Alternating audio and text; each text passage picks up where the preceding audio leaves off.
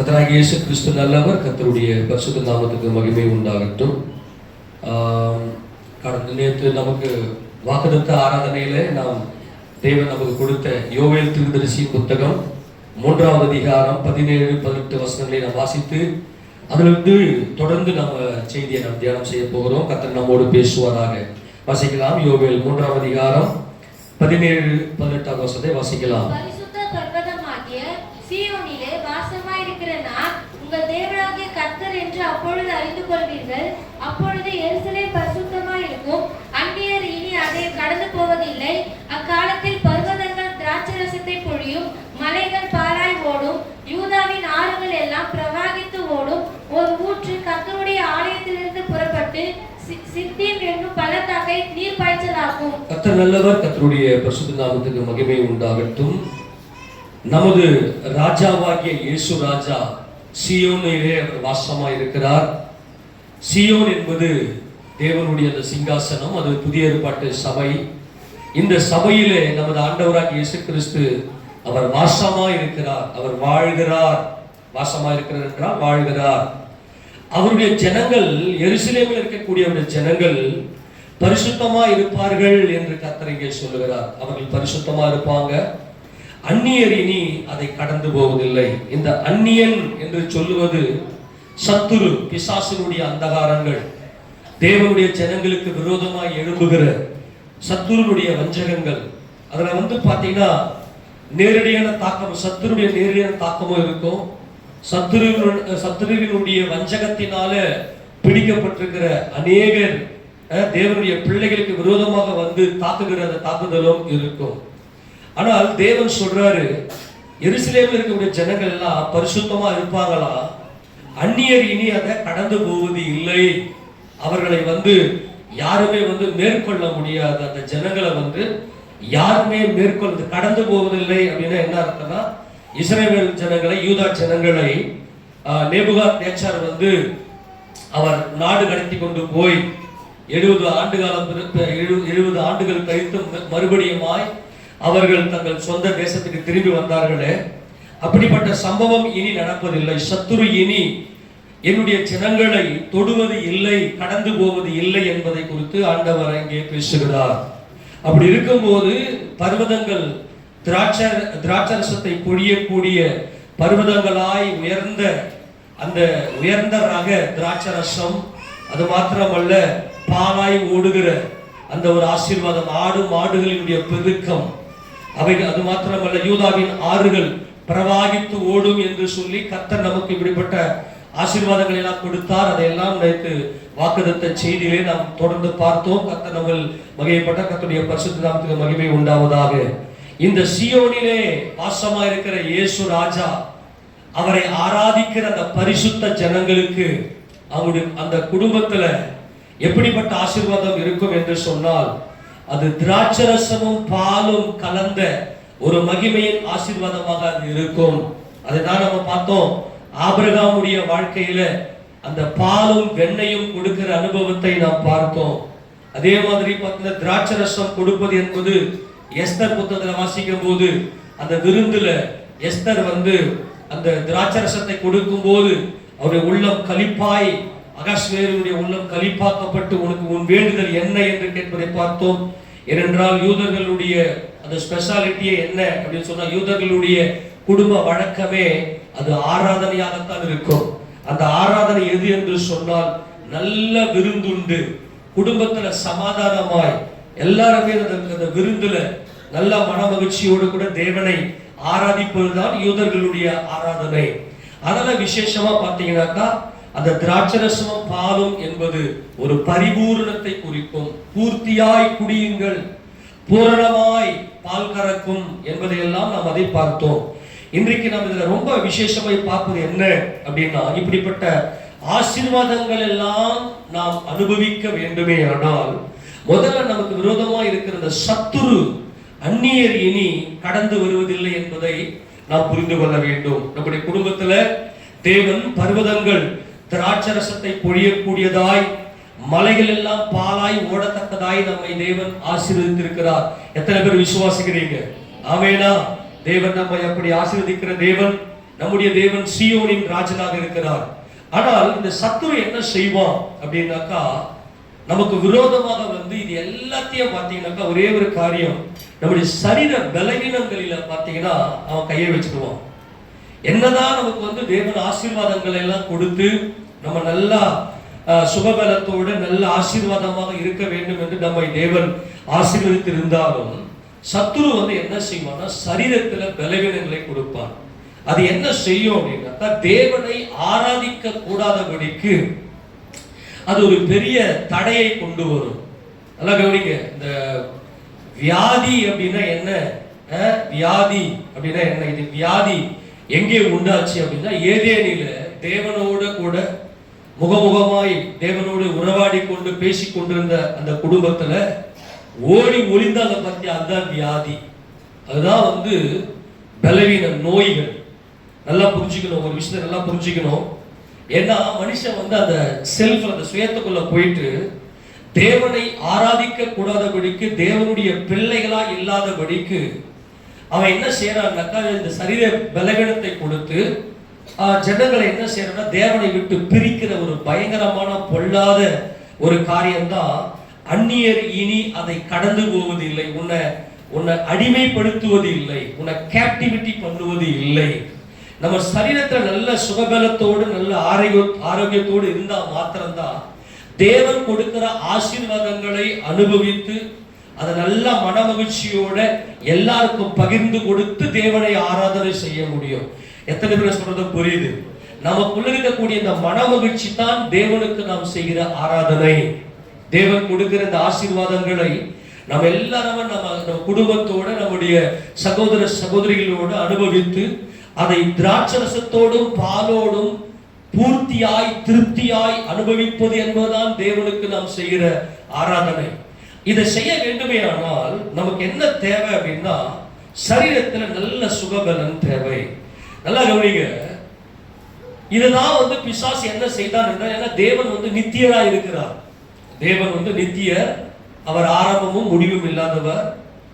அவருடைய சாயலிலும் ஒரு ரூபத்தின்படியும் படைக்கப்பட்ட மனுக்குலம் ஆகிய நாமும் எப்படி இருந்தோம் என்றால் நித்தியமாகத்தான் இருந்தோம், ஏதேனில் பாவம் செய்யறதுக்கு முன்னாடி வரைக்கும். ஆனால் இந்த மரணம் என்பதுதான் ஒரு வியாதி. அதுதான் தேவனையும் மனுஷனை விட்டு பிரித்து விட்டது.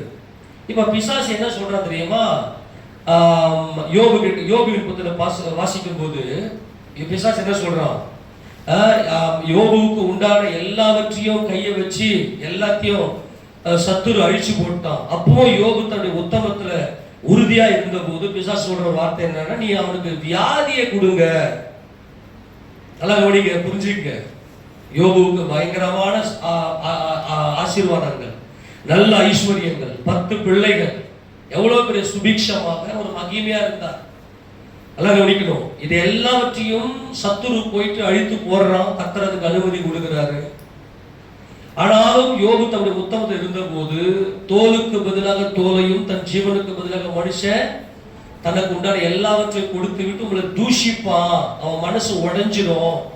ஏன்னா தேவனுக்கு எது ஆராதனை என்றால், அந்த மனமகிழ்ச்சி எது என்றால், தேவனுக்கு எது ஆராதனை என்றால் அவர் கொடுக்கிற இந்த ஆசீர்வாதத்துல நாம் பரிபூர்ணமாய் பூர்த்தி அடைவதுதான் அவருக்கு ஆராதனை. ஆனால் அதை செயல்படுத்த கூடாதபடிக்கு நம்முடைய சரீரங்களை இப்படிப்பட்ட பலவீனத்தை கொடுப்பான். அந்த வசனத்தை வாசிக்க பார்க்கலாம். இந்த சத்துரு சொல்லுகிற இந்த காரியம் யோபுவின் புத்தகம் 2வது அதிகாரத்துல அந்த வசனம் ரொம்ப முக்கியமானது. கொஞ்சம் இன்னைக்கு நம்ம வேதத்தை கொஞ்சம் நல்லா ஆழமாய் தேவன் நமக்கு இன்னைக்கு விலைக்கு காண்பிப்பாராக. இந்த வசனத்தை வாசிக்க 2ஆம் வசனம், 2ஆம் அதிகாரம் 4ஆம் வசனம். சாத்தான் கர்த்தருக்கு பிரதியுத்தரமாக தோலுக்கு பதிலாக தோலையும், தோலுக்கு பதிலாக தோலையும், தன் ஜீவனுக்கு பதிலாக தனக்கு உண்டான எல்லாவற்றையும் மனுஷன் கொடுத்து விடுவான். ஆனாலும் நீர் உம்முடைய கையை நீட்டி அவன் எலும்பையும் அவன் மாம்சத்தையும் தொடுவீரானால். நல்லா கவனிங்களேன், இவனுக்கு என்ன ஒரு விஷயம் தெரியுது பிசாசுக்குன்னா, நீங்க என்ன, அவன் வந்து யோபு வந்து ரொம்ப உத்தமத்துல நல்லா உறுதியா இருக்கிறான் அப்படின்னு சொல்லி ஆண்டவர் வந்து நல்ல சாட்சி சொல்லும் போது அவனா சும்மாவா உங்களை ஆராதிக்கிறான். நல்லா கவனிங்க, அவன் சும்மாவா வந்து உங்களை ஆராதிக்கிறான். யோபு வந்து நல்லா மனமகிழ்ச்சியில கெம்பீரிக்கிறார். அந்த கெம்பீர சத்தம் தேவனுக்கு மகிமையான ஆராதனையாக இருக்கிறது. பிசாசினுடைய வஞ்சகமே என்னது அப்படின்னா, நாம சந்தோஷமா இருக்கக்கூடாது. தேவன் கொடுக்கிற அந்த பரிபூர்ணத்துல நாம் பரிபூர்ண ஆசீர்வாதத்தை பெறக்கூடாது. அப்படி பரிபூர்ணத்தை பெற்று பூர்த்தியாய் நாம் இருப்போமே ஆனால் தேவன் மகிமைப்படுகிறார். எல்லாரும் சொல்லாமா? அப்ப பிசாசு என்ன செய்வான் அப்படின்னா, நம்ம வீடுகளில் என்னத்தான் ஆசீர்வாதங்கள்லாம் இருந்தாலும் கூட அங்க கரெக்டா சரீரத்துல வந்து இந்த சத்துரு கடந்து வருவான். நம்மை கடந்து வந்து என்ன செய்வான் அப்படின்னா, போராட்டத்தையும் பிரச்சனையும் வந்து உள்ள கொடுத்து இந்த சரீரத்துல பலவீனத்தை கொடுத்து என்ன செய்வான்னா, நம்மளை தேவனை விட்டு பிரிக்கிறதுக்கு அந்த மனசெல்லாம் வலியை கொடுத்து தேவனை துதிக்க முடியாதபடி அந்த ஒரு தடையை கொண்டு வந்துடும். இப்ப பாத்தீங்கன்னாக்கா, இப்போ பொதுவா பாத்தீங்கன்னா எல்லாருமே தேவனை ஆராதிக்கிற அந்த ஜனங்கள் எல்லாருமே என்ன செய்யணும் அப்படின்னா, தேவனுடைய அந்த பிரமாணங்களுக்கு உட்பட்டு ஒவ்வொரு நாளும் காலையில எழுந்து அதிகாலையில எழுந்து தேவனை துதித்து அவர் சமூகத்துல போய் நின்று கர்த்தரை நல்லா ஆராதிச்சு துதிப்பாங்க. பார்த்தீங்களா? அந்த துதிக்குள்ளாக வர வேண்டும் என்பதுதான் தேவனுடைய நோக்கம். அந்த மனமகிழ்ச்சியை காண்பிக்க வேண்டும். இப்ப யோபு என்ன செய்யறாரு அப்படின்னா, அதிகாலையில எழுந்து தேவ சமூகத்தில் இருந்து தன்னுடைய பிள்ளைகள் ஒருவேளை பாவம் செய்திருப்பார்களோ என்று சொல்லி தன்னுடைய பிள்ளைகளுக்காக பலி செலுத்தக்கூடிய ஒரு அனுபவம் யோபுவுக்குள்ளே இருக்கிறது. வாசிக்க பார்க்கலாம். அந்த 1ஆம் அதிகாரம் 5ஆம் வசனத்துல, விருந்து செய்கிற அவரவருடைய முடிகிற போது, ஒருவேளை என் குமாரன் பாவம் செய்து தேவனை தங்கள் இருதயத்திலே தூஷித்திருப்பார்கள் என்று சொல்லி அவர்களை அழைத்து அனுப்பி பரிசுத்தப்படுத்தி அதிகாலமே எழுந்து அவர்கள் எல்லாருடைய இலக்கத்தின்படியேயும் சர்வாங்க தகன பலிகளை செலுத்துவான். இந்த பிரகாரமாக யோபு அந்நாட்கள் எல்லாம் செய்து வருவான். எப்ப எழுந்துக்குவாராம் சொல்லுங்கல்ல? எப்ப எழுந்துக்குவாரு? இந்த அதிகாலை இருக்கு இல்லையா, கொஞ்சம் கவனிக்கிறீங்களா? ரொம்ப முக்கியமான சத்தியம். இந்த அதிகாலை இருக்கு இல்லையா, இந்த அதிகாலை எழுந்து தேவனுடைய சமூகத்துல போய் நிற்கிற இந்த அனுபவம். பகலிலே குளிர்ச்சியான வேலை என்பதுதான் இந்த அதிகாலை.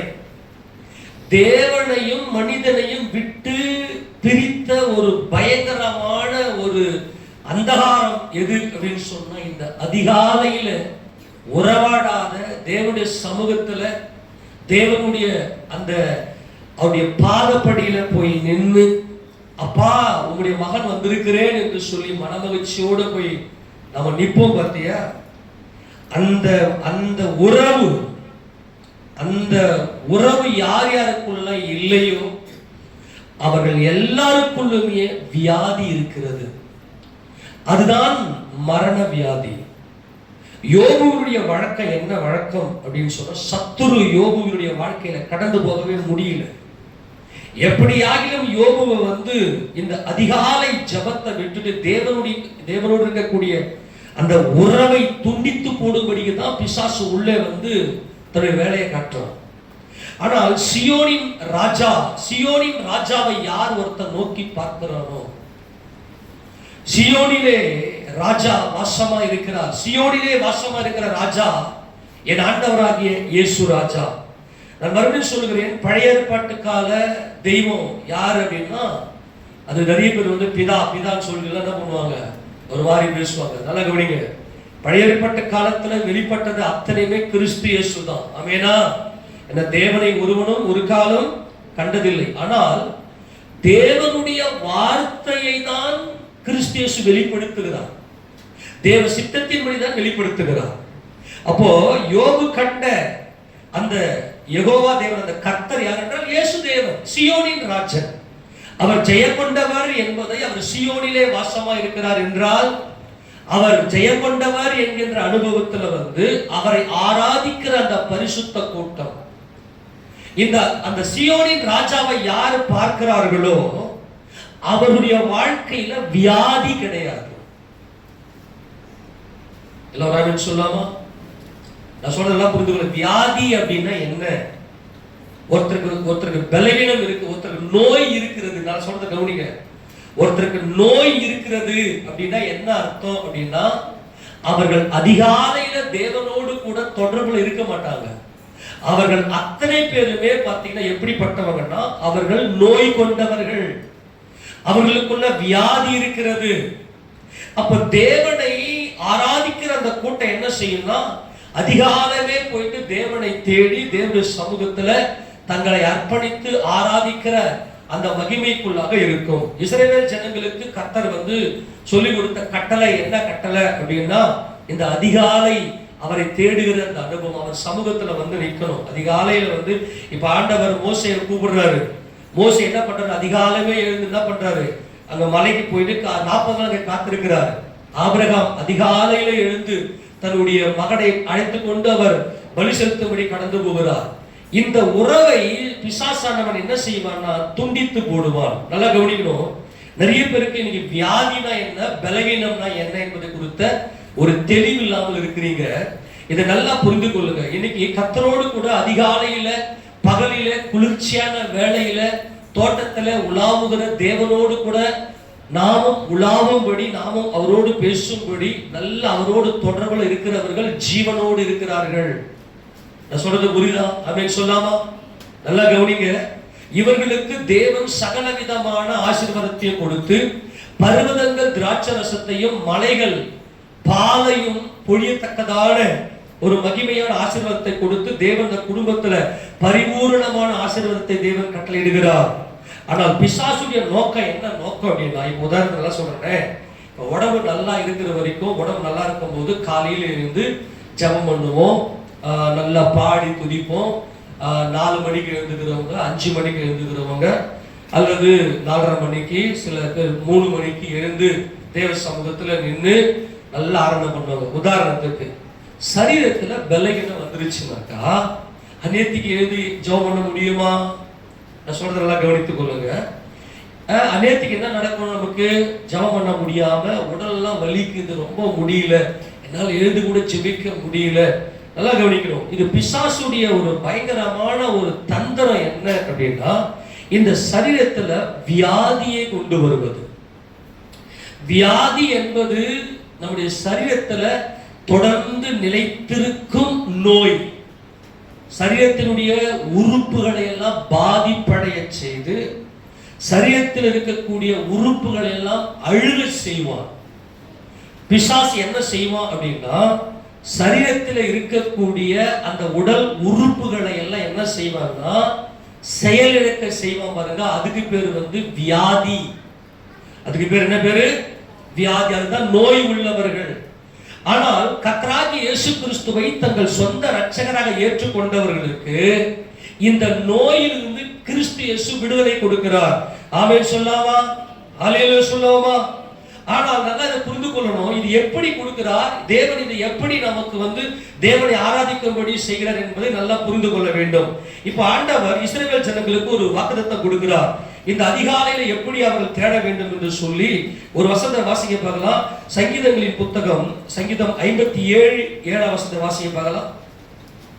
சங்கீதம் 57:7. என் இருதயம் ஆயத்தமாய் இருக்கிறது, என் இருதயம் ஆயத்தமாய் இருக்கிறது. தேவனே, என் இருதயம் ஆயத்தமாய் இருக்கிறது, என் இருதயம் ஆயத்தமாய் இருக்கிறது. நான் பாடி கீர்த்தனம் பண்ணுவேன். என் மகிமையே விழி, வீணையே சுரமண்டலமே விழியுங்கள். அதிகாலையில் விழித்துக் கொள்ளுவேன். இந்த அதிகாலை என்பதுதான் பகலிலே குளிர்ச்சியான வேலை. ஆமென் சொல்லாமா? வியாதி வந்தா என்ன வந்துடும்? மரணம் வந்துடும் இல்லையா? ஆமெனா இல்லையா? வியாதியும் மரணமும் ஒன்றுதான். தேவன் ஜீவன் உள்ளவர். ஆமென் சொல்லுங்க. நான் சிம்பிளா சொல்லி முடிக்கிறேன், கொஞ்சம் கவனிங்க. தேவன் எப்படிப்பட்டவர்? எல்லாம் வாய்த்த சொல்லு. தேவன் எப்படிப்பட்டவர்? ஜீவன் உள்ளவர். இப்ப ஜீவன் உள்ள தேவனோடு நீ அதிகாலையில உறவாடும் போது உனக்குள்ள என்ன வருது? ஜீவன் உண்டாகிறது. கடவுள் தேவன் சொல்லாமா? யார் யாரெல்லாம் அதிகாலையில எழுந்து அவரை தேவனை சியோனின் ராஜனை யாரெல்லாம் தேடலையோ அவர்கள் எல்லாரும் வியாதியிலே இருக்கிறார்கள். இவர்களை பார்த்தனா உள்ளுக்குள்ளேயே இந்த அந்தகாரத்தினுடைய ஆவிகள் என்ன செய்யணும்? அவங்களுக்குள்ள உள்ள வேலை செய்து அந்த உடல் உறுப்புகளை வந்து செயலிழக்க செய்யும். ஏதேன் தோட்டத்துல எப்படி மரணம் உண்டாச்சுன்னா, அவனுடைய ஆத்துமாவில பலவீனம் ஏற்பட்டதுமே அவன் ஆத்துமாவுக்குள்ள இந்த அந்தகாரத்தின் ஆவிகள் ஒரு கட்டுப்பாட்டுக்குள்ள வந்ததுமே என்ன பண்ணுச்சுன்னா, தேவனோடு இருக்கக்கூடிய தொடர்பை வந்து துண்டிக்கும்படியா இந்த பரிசுத்தம், எருசலேமில் இருக்கக்கூடிய ஜனங்கள் பரிசுத்தமாக இருப்பார்கள், அந்த பரிசுத்த குலைச்சலாக்கி சத்துரு கடந்து வந்து, சத்துரு இனி கடந்து போவதில்லை என்று கர்த்தர் வாக்குத்தத்தம் கொடுத்திருக்கிறார். ஆனால் முன்னொரு காலத்துல நம்ம எப்படி இருந்தோம்னா, சத்துரு வந்து கடந்து வந்து நம்முடைய சரீரங்கள்ல பலவீனங்களை கொடுத்து அவன் என்ன செய்வான்னா எல்லா விதமான வேலைகளையும் செய்ய ஆரம்பிச்சிருவான். ஆனா ஆண்டவர் என்ன சொன்னாரு அப்படின்னா, இஸ்ரவேல் ஜனங்களுக்கு ஒரு தெளிவான ஒரு வாக்குத்தத்தத்தை கொடுக்கிறார். யாத்ராகமம் புத்தகம் 15:26 வாசிங்க பார்க்கலாம். யாத்ராகமம் 15:26. நீ உன் தேவனாகிய கர்த்தரின் சத்தத்தை கவனமாய் கேட்டு அவர் பார்வைக்கு செம்மையானவைகளை செய்து அவர் கட்டளைகளுக்கு செவி கொடுத்து அவருடைய நியாயங்கள் யாவையும் கைக்கொண்டால் நான் எகிப்தியருக்கு வரப்பண்ணின வியாதி, நல்லா கவனிங்க, நான் எகிப்தியருக்கு வரப்பண்ணின வியாதிகளில் ஒன்றையும் உனக்கு வரப்பண்ணேன், நானே உன் பரிகாரியாகிய கர்த்தர் என்றார். நல்லா கவனிங்க, நான் தான் உன் பரிகாரியாகிய கர்த்தரா இருக்கிறேன். நீ என்ன செய்யணும்னா என்னோடு கூட உடன்படிக்கை செய்து, நல்லா கவனிங்க, இதுதான் முக்கியம். அதிகாலையில யார் யாருக்குள்ளெல்லாம் வசனம் கிரியை செய்கிறதோ, தேவனுடைய வார்த்தையின் வல்லமை, தேவனுடைய வார்த்தையின் வல்லமை தான் சீயோனிலே வாசமாய் இருக்கிறார் இயேசு கிறிஸ்து. ஆமெனா. இந்த வேதத்தினுடைய முக்கியத்துவம் என்ன, இந்த வேதத்தினுடைய தாற்பயம், இந்த வேதத்தினுடைய அந்த ரிசல்ட் என்ன, அந்த என்ன விஷயத்தை இந்த வேதம் நமக்கு சொல்லிக் கொடுக்கிறது என்றால், இயேசு கிறிஸ்து கர்த்தர் சீயோனிலே வாசமா இருக்கிறார். இயேசு கிறிஸ்து ஜெயம் கொண்டவர். ஆமெனா. இயேசு கிறிஸ்து ஜெயம் கொண்டவர். யாருக்காக ஜெயம் கொண்டிருக்கிறார்? எனக்காக ஜெயம் கொண்டிருக்கிறார். அப்ப நான் என்ன செய்யணும்னா, கர்த்தருடைய வார்த்தை, நல்லா கவனிங்க, கர்த்தருடைய வார்த்தையோடு உடன்படிக்கை செய்து கவனமாய் கேட்டு, இந்த கவனம் என்பது தான் நம்முடைய ஆத்துமாவுடைய வார்த்தை வந்து உட்காருது. அப்படி வார்த்தை வந்து நம்முடைய ஆத்துமாவுல உட்காருது. யார் யாரெல்லாம், நல்லா கவனிங்க, யார் யாரெல்லாம் இந்த அதிகாலையில எழுந்து தேவனோடு கூட உறவாட முடியாதபடிக்கு தேவனையே அறியாம, இப்ப கவனிக்கல, இப்ப நாமெல்லாம் இப்ப ஒரு உண்மையான ஒரு கிறிஸ்தவர்கள்லாம் என்ன செய்வாங்க அப்படின்னா, காலையில எழுந்து அதிகாலையில எழுந்து ஜெபம், ஆட்டோமேட்டிக்கா எழுந்து ஜெபம் பண்ணுவாங்க. அந்த காலை ஜெபம் என்பது தேவன் உலாவுகிற அந்த ஒரு நேரம். ஏன் அந்த நேரத்துல வந்து கர்த்தர் வந்து நமக்கு வந்து உலாவுகிறார் அப்படின்னா, இந்த காலையில நேரத்துல மனுஷன் நல்லா அவனுடைய மூளையெல்லாம் நல்லா தூங்கி எழுந்து நல்லா ரெஸ்ட் எடுத்து நிறைய வேலை செஞ்சுட்டு நிறைய ஸ்ட்ரெஸ்ல இருக்கும் மைண்ட் எல்லாம். இந்த காலையில நேரத்துல என்ன பண்ணுவான்னா, அவனுடைய மனம் வந்து நல்லா ஃப்ரீயா இருக்கும். எல்லா விதமான கழிவுகளும் நிறைய ஸ்டோரேஜ் இருக்குது எல்லாம் டெலிட் ஆயிட்டு, ரீசைக்கிள் பின்ல இருக்கிறதையும் ஃபுல்லா வாஷ் அவுட் பண்ணிட்டு நல்லா ஃப்ரீயா இருக்கும் அந்த மைண்ட். அந்த நேரத்துல இந்த காலை பொழுதுல அவரோடு கூட உறவாட வேண்டும் என்று தேவன் விரும்பிதான் அந்த காலை பொழுது அவர் தேர்ந்தெடுக்கிறார். என் அன்பு எவ்வளவு பெரிது என்பதை நீ பார்த்து உன்னுடைய இருதயத்துக்குள்ள முதலாவது என் அன்பை நீ அங்கே சேர்த்துக்கொள். அப்போ எங்க வியாதி வந்துச்சு அப்படின்னா, ஆதாமே நீ எங்கே இருக்கிறாய் அப்படின்னு கேட்டா ஓடி ஒளிந்து கொண்டார். எல்லாரும் சொல்லுங்க, என்ன பண்ணாரு? ஓடி, ஆதாமே நீ எங்கே இருக்கிறாய், அதுதான் வியாதி, அதுதான் நோய். இதுதான் எகிப்திலே இஸ்ரவேல் ஜனங்கள் அடிமைப்பட்டு கிடந்த போது எகிப்தியருக்கு இந்த வாதையெல்லாம் வர வச்சு இஸ்ரவேல் ஜனங்களுடைய கண்களுக்கு உள்ள காண்பித்தார். ஆதாமே நீ எங்கே இருக்கிறாய் கேட்டதுக்கு அவர் என்ன பதில் சொன்னார் பாருங்க, வாசிக்க பார்க்கலாம். யா சமூகத்துக்கு வா அப்படின்னு சொல்லி, யா கட்டளைக்கு கீழ்ப்படி என்று சொல்லி கர்த்தர் இங்கே சொன்னதுக்கு ஆதாம் இந்த ரீசன் தான் என்னைக்கு இருக்குது. வாசிக்கலாம் 3ஆம் அதிகாரம் ஆதியாகம புத்தகத்துல கர்த்தர் அங்க 8ஆம் வசனம் வாசிக்கலாம். பகலில் குளிர்ச்சியான வேலை, இந்த பகலில் குளிர்ச்சியான வேலை அதிகாலை வேலை. ஆமென் சொல்லுங்க. என்ன வேலை? அதிகாலை வேலை. பகலில் குளிர்ச்சியான வேலை தான் அந்த அதிகாலை வேலை. பகலில் குளிர்ச்சியான வேலையிலே தோட்டத்தில் உலாவுகிற தேவனாகிய கர்த்தருடைய சத்தத்தை அவர்கள் கேட்டார்கள். அப்பொழுது ஆதாமும் அவன் மனைவி மனைவியும் தேவனாகிய கர்த்தருடைய சந்நிதிக்கு விலகி தோட்டத்தின் விருட்சங்களுக்குள்ளே ஒளிந்து கொண்டார்கள். என்ன வரைக்கும் ஓடி போய் ஒளிந்து கொண்டுதான் இருக்கிறார்கள். யாரும் அவருடைய சமூகத்துக்கு போகவில்லை. நல்லா கவனிக்கணும். பகலில் குளிர்ச்சடங்கள் என்பது அதிகாலை 3 மணி, 3 மணியிலிருந்து 5 மணி வரைக்கும் அந்த 3 மணி நேரம், 3, 4, 5, 6 மணி வந்து போயிட்டு வந்துருது இல்லையா? இந்த ஒரு ஜாமம் என்பது 3 மணி நேரம் இல்லையா? தேவனையும் மனிதனையும் விட்டு பிரித்த அந்த நோய், மரணம் யாரெல்லாம் தேவனுடைய சமூகத்துல காலையில போய் நிற்கலையோ அவர்களுக்குள்ள மரண வியாதி இருக்கிறது. அவர்களுடைய உடல்களில் இருக்கக்கூடிய அந்த உறுப்புகளில் ஏதோ ஒன்று பிசாசு என்ன செய்வான்னா வியாதி உண்டாக்கி கொண்டே இருப்பான். இவன் நல்லா கொஞ்சம் கவனிங்க. இவன் தான் என்ன செய்வான்னாக்கா, தேவன் கொடுக்கிற ஆசீர்வாதங்களை எல்லாம் நாம் அனுபவித்து தீராதபடிக்கு, தேவனை மகிமைப்படுத்தாதபடிக்கு, இந்த ஒளிந்து கொள்ளக்கூடிய தேவனுக்கு முன்பதாக தன்னை காண்பித்து உறவாடாதபடிக்கு ஒளிந்து கொண்டு நல்லா சாப்பிட்டு நல்லா தின்ட்டு நல்லா தூங்கணும். இந்த சோம்பேறி தான் அந்தி கிறிஸ்துவின் ஆவி என்பதை பலமுறை நாம் தியானம் செய்து விட்டோம். அதுதான் இந்த ஆதாமுடைய இந்த மீறுதல். அங்க வாசிக்க தொடர்ந்து அவங்க ஒளிந்து கொண்டார்கள். அப்பொழுது தேவனாகிய கர்த்தர் ஆதாமை கூப்பிட்டு, நீ எங்கே இருக்கிறாய் என்றார். அதற்கு அவன், நான் தேவரீருடைய சத்தத்தை தோட்டத்திலே கேட்டு நான் நிர்வாணியா இருப்பதினால் பயந்து ஒளிந்து கொண்டேன். நான் பயந்து ஓடி ஒளிஞ்சிட்டேன், உங்க சமூகத்துக்கு நான் வரல. இப்ப காலையில 5 மணிக்கு எழுந்து இந்த பிள்ளைங்களை வந்து ஜாப் பண்றதுக்கு, இன்னைக்கு எத்தனை பிள்ளைங்க வந்து உங்க பிள்ளைங்க 1வது படிக்கிற உங்க பிள்ளைங்க ஸ்கூலுக்கு நீங்க 1வது ஸ்கூலுக்கு அனுப்புறீங்க, 1வது படிக்க அனுப்புறீங்க. அந்த பிள்ளைங்க குறைஞ்சது 5 மணிக்கு எழுந்து தேவ சமூகத்தில் நிற்கிறாங்க அப்படின்னா அவர்களிடத்துல இந்த ஒளிந்து கொண்டேன் என்கிற மரணம் அவர்களுக்குள்ள இல்லை.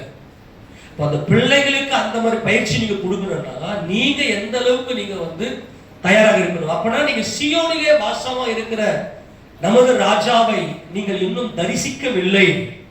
அன்பான தேவஜனமே, சபையில் இருக்கக்கூடிய ஜனங்களுக்கு தேவன் கொடுக்கிற மாபெரும் ஆசீர்வாதம் என்ன? என் ஜனங்கள் பரிசுத்தமானவர்கள்.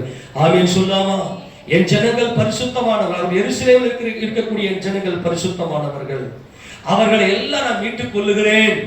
அவர்களை சத்துரு இனி கடந்து போவதில்லை என்று இங்கே கர்த்தர் சொல்கிறார். ஆக உன் பரிகாரிக கர்த்தர் நானே உன் பரிகாரி என்று சொல்லி இங்கே கர்த்தருக்கு சொல்லி இஸ்ரவேல் ஜனங்களுக்கு மறுபடியும் விட்டு ஓடி ஒளிஞ்சிடாதீங்க. நீங்க என் சமூகத்துல வந்து என்ன பண்ணுங்க, ஒவ்வொரு நாளும் வந்து நில்லுங்க. என் வசனத்தை நீங்க கை கொள்ளுங்க, என் வார்த்தையில நீங்க நிலைத்திருங்க என்று சொல்லி கர்த்தராகிய தேவன் சொல்றார். ஆக இந்த இஸ்ரவேல் ஜனங்கள் என்ன நல்ல கவனிங்க, ரொம்ப முக்கியமான சத்தியம். ஆதாமே எங்க இருக்கிறாய் என்று சொல்லி ஆண்டவர் அழைத்த போது நான் நிர்வாணி என்று பயந்து ஓடி ஒளிந்து கொண்டேன் என்று சொல்லி தேவனை விட்டு பிரிந்து போய் தேவ சமூகத்தில் இருக்க முடியாதபடிக்கு சத்துரு அங்கே பயங்கரமான வேலையை செய்து விட்டால் இன்னை வரைக்கும் அந்த பலவீனம் எல்லாருக்குள் இருக்கிறது. ஆக தேவ சமூகத்துல காலையில எழுந்து நிற்காத அத்தனை பேருக்குள்ளேயும் வியாதி உள்ள வேலை செய்து கொண்டிருக்கிறது. மரணம் எந்த நேரத்துல வருனே இவர்களுக்கு தெரியாது. திடீர்னு என்ன பார்த்தீங்கன்னா அந்த வியாதி வந்து திடீர்னு காட்டும். இப்போ இயேசு கிறிஸ்துவின் அன்பை புரிந்து கொண்டவர்களுக்கு சரீர பலவீனங்கள் ஏற்படும். சில வேளைகளில் பார்த்தீங்கன்னா கிளைமேட் சேஞ்சில் வரக்கூடிய பலவீனம் என்பது வேறு, ஆனால் வியாதி என்பது வேறு. வியாதி என்பது உள்ளுக்குள்ளேயே பிசாசுக்கு இடம் கொடுத்து இந்த பிசாசுக்கு நல்லா செவி கொடுத்து என்ன பண்ணுவோம்னா அந்த சோம்பேறியினுடைய ஆவி என்ன செய்யும் அப்படின்னா அவன் என்ன செய்வான்னா நல்லா சாப்பிடணும், நல்லா தூங்கணும் என்கின்ற அந்த அனுபவத்துல மட்டுமே இருப்பான். அந்த வசனத்தை வாசிக்க பார்க்கலாம். நீதிமொழிகள் புத்தகத்துல இந்த சோம்பேறி என்பதுதான் ஓடி ஒளிந்து கொண்டேன் என்பதனுடைய அனுபவம். 6வது அதிகாரத்துல 6ஆம் அதிகாரம் 9வது வாசி பார்க்கலாம். சோம்பேறியே நீ எவ்வளவு நேரம் படுத்திருப்பாய், எப்பொழுதும் உன் தூக்கத்தை விட்டு எழுந்திருப்பாய். இன்னும் கொஞ்சம் தூங்கட்டும், இன்னும் கொஞ்சம் உறங்கட்டும், இன்னும் கொஞ்சம் கை முடக்கி கொண்டு நித்திரை செய்யட்டும் என்று என்பாயோ. உன் தரித்திரம் வழிபோக்கனை போலவும் உன் வறுமை ஆயுதம் அணிந்தவனை. இந்த ஆயுதம் அணிந்தவன் தான் மரணம். ஆமெனா? கவனிங்க, எல்லாம் நடுவில் சொல்லாமா? நல்லா கவனிங்க, நல்லா கவனிங்க, ரொம்ப முக்கியமானது. சோம்பேறியே, நீ எவ்வளவு நேரம் படுத்திருப்பாய்? அதிகாலையில எழுந்து ஜெபிக்கிற யோபு, நல்லா கவனிங்க, யோபு அதிகாலையில தன்னுடைய பிள்ளைகளை வரவழைத்து தன் பிள்ளைகளை பழக்கப்படுத்தி, ஏன்னா சீயோனின் ராஜாவர், சபையில் இருக்கக்கூடிய அத்தனை பேருக்கும் தேவன் கொடுக்கிற ஆசீர்வாதம், சத்துரு இனி உன்னை கடந்து போவதில்லை. சத்துரு உன்னை கடந்து போக செய்கிற அந்த ஒரு பயங்கரம் என்ன அப்படின்னா, உன்னை நல்ல சோம்பேறி. உலகத்தில் இருக்கிற அத்தனை பேருமே சோம்பேறிகள். ஏன் அப்படின்னா, இயேசு கிறிஸ்துவை தங்கள் சொந்த ரட்சகராக ஏற்றுக்கொண்டவர்களுக்கு வியாதி இல்லை. அப்ப இவங்க என்ன செய்யல? தேவனை அறியவில்லை. ஆமெனா? ஏன் பத்து தூங்குறாங்க சொல்லுங்க பார்க்கலாம். தேவன் பகலிலே குளிர்ச்சியான வேளையில அவரோடு உலாவுகிறவர், தேவன் நம்மோடு உலாவுகிறவர், நம்மோடு பேசுகிறவர், அவரோடு நான் பேச வேண்டும். ஏன் காலையில அப்படின்னு சொல்ல விளக்க சொல்லியாச்சு. எந்த ஒரு மன அழுத்தமோ எந்த ஒரு வேலையுமோ அநேக விஷயங்களை நம்ம சிந்திக்கிறதுக்கு முன்னதாக முதலாவது நம்ம அவரை சிந்தித்து அவரை நோக்கி பார்க்கும் போது சகல விதமான ஆசீர்வாதங்களை தேவன் நமக்கு கொடுக்கிறார். இந்த சோம்பேறி யார் அப்படின்னா, இவன் தான் மரணம், இவன் தான் அந்தி கிறிஸ்து. உலகத்தில் இருக்கிற ஜனங்கள் இன்னைக்கு எல்லாருமே யாருன்னா சோம்பேறிகள். அவங்க யாரும் போய் சீயோனின் ராஜன் கிட்ட போய் நம்முடைய ஆண்டவராக இயேசு ராஜாவுக்கு முன்னாடி போய் நின்று தேவனை நோக்கி பார்த்து அவர் ஆராதிக்கலாம் மாட்டாங்க. அவன் என்ன செய்வான்? நல்லா கவனிங்க, நார்மலா ஒரு தூக்கம் நமக்கு 6 மணி நேரம் நல்லா கம்ப்ளீட்டா 6 மணி நேரம் தூக்கம் நமக்கு சரியானது. நல்லா ஒரு 6 மணி நேரம் தூக்கம். அதுக்கு மேல எக்ஸ்ட்ரா இருக்கிறதுலாம் பார்த்தா எக்ஸ்ட்ரா இருக்கு. ஆனா என்ன நடக்குது அப்படின்னா, இந்த சோம்பேறி என்ன செய்யறான்? நீ எவ்வளவு நேரம் படுத்திருப்பாய், எப்பொழுது உன் தூக்கத்தை விட்டு நீ எழுந்திருப்பாய். இவன் என்ன செய்வான்னாக்கா, நல்லா உலகத்தை என்ஜாய் பண்ணணும், நல்லா அனுபவிக்கணும் அப்படின்னு சொல்லி மனிதன் என்ன பண்ணான்னா திசை மாறி போயிட்டான். அவர்களுக்கு மத்தியில தான் இந்த யோபு என்ன செய்யறாருன்னா, ஒரு நல்ல அதிகாலையில தேவனை தேடுகிற அந்த பழக்க வழக்கத்துக்குள்ள வருகிறார். ஆபிரகாமும் இந்த பழக்க வழக்கத்துக்குள்ள தேவனோடு உடன்படிக்கை ஏற்பட்டு சீயோனின் ராஜாவை ஆராதிக்கிறபடினாலே அவர் எருசலேம் என்கின்ற அந்த எருசலேம் சீயோன் என்கின்ற மகிமையை ஆண்டவர் ஆபிரகாமுக்கு வாக்குத்தத்தம் கொடுக்கிறார்.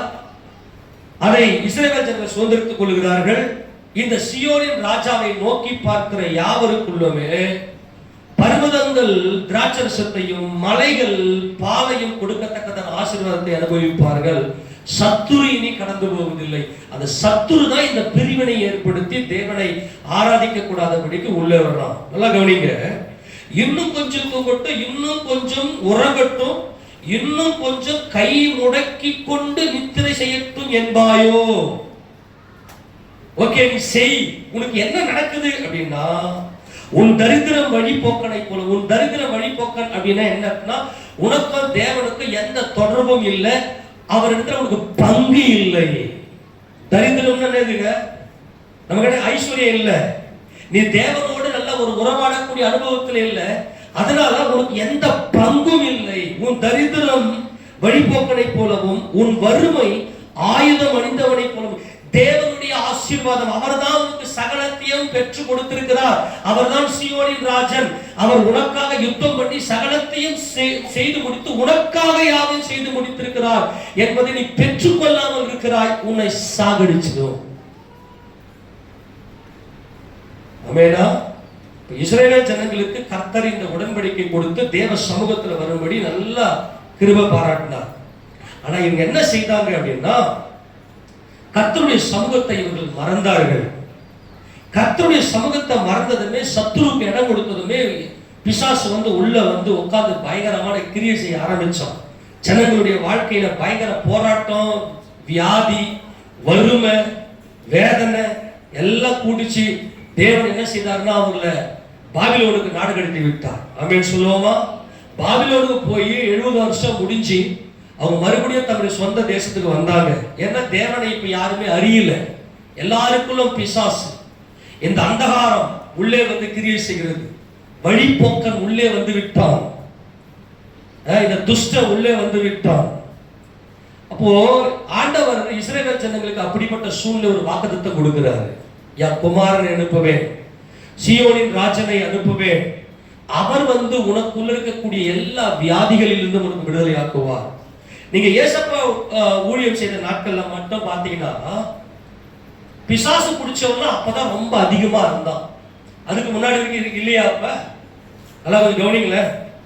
அது வரைக்கும் எப்படி இருந்தானுங்க நல்லா கவனிங்க. இயேசு கிறிஸ்து வர்றதுக்கு முன்னாடி மல்கியா தீர்க்கதரிசி வருகிறார். மல்கியா தீர்க்கதரிசிக்கும் கர்த்தராகிய இயேசு கிறிஸ்துக்கும் இடையில ஏறக்குறைய 400 வருஷம் இடைவெளி காலம் இருக்கும். இந்த இடைவெளி காலத்துல பாத்தீங்கன்னா பயங்கரமான பாரம்பரிய கட்டுகள். பாரம்பரிய கட்டுனா என்னது?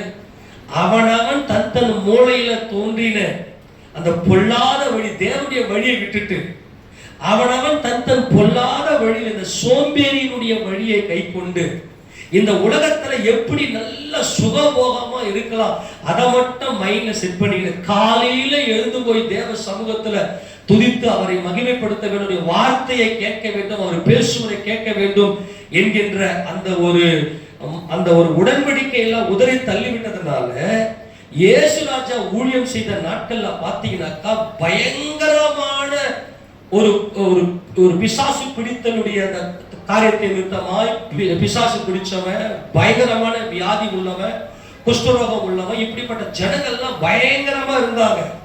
அதுக்கு என்ன காரணம் அப்படின்னா இவர்கள் பாரம்பரியத்தை ஃபாலோ பண்ணி போயிட்டாங்க. தேவனோடு உடன்படிக்கை செய்யாமல் எப்படி இந்த ஆதாம் ஓடி போய் ஒளிந்து கொண்டானோ அதே மாதிரி இந்த ஆபிரகாமின் சந்ததியும் தேவ சமூகத்தை விட்டு ஓடி ஒளிந்து கொண்டு பாரம்பரியத்துக்குள்ளே ஃபார்ம் ஆகி போயிட்டாங்க. ஆனால் இயேசு கிறிஸ்து இந்த பூமியிலே வந்ததுமே அநேக ஜனங்கள் வியாதியோட பலவீனத்தோட பிசாசு பிடித்து அது நிமித்தமாய் தங்களுடைய வாழ்க்கையை இழந்து கொண்டிருந்த அத்தனை ஜனங்களுக்கும் இயேசு கிறிஸ்து தேவனுடைய குமாரன் வந்துவிட்டார். நல்லா கவனிக்கணும், ரொம்ப முக்கியமான வார்த்தை சொல்றது. அப்படி பாரம்பரியத்தின் கட்டுல நீ உள்ள போயிட்டுனாவே உனக்குள்ள ஏதோ ஒரு வியாதிய பிசாசு உண்டு பண்ணி கொண்டிருக்கிறான். திடீர்னு வரும். இப்ப பாத்தீங்கன்னா கேன்சர் வந்து பிசாசு கொண்டு வருது. அப்புறம் டிபி இருக்கு இல்லையா, டிபி அது பிசாசு கொண்டு வருது. அந்த லங்ஸ் போயிட்டு அப்படியே அரிச்சிடும். அதே மாதிரி கேன்சர் என்ன பண்ணாரு? கேன்சர்ல பல வகைகள் உண்டு. அது எங்கேயோ ஒரு இடத்துல உள்ள போய் இதெல்லாம் யார் கொண்டு வருதுன்னா இந்த பிசாசு என்ன சொல்ல பாரம்பரியத்தை. இந்த சோம்பேறி என்ன செய்வான்னா, சோம்பேறினா இந்த உலகத்தின் அதிபதி நாங்கள் தான் சொல்லி வாழ்ந்து கொண்டிருக்கிறவர்கள்.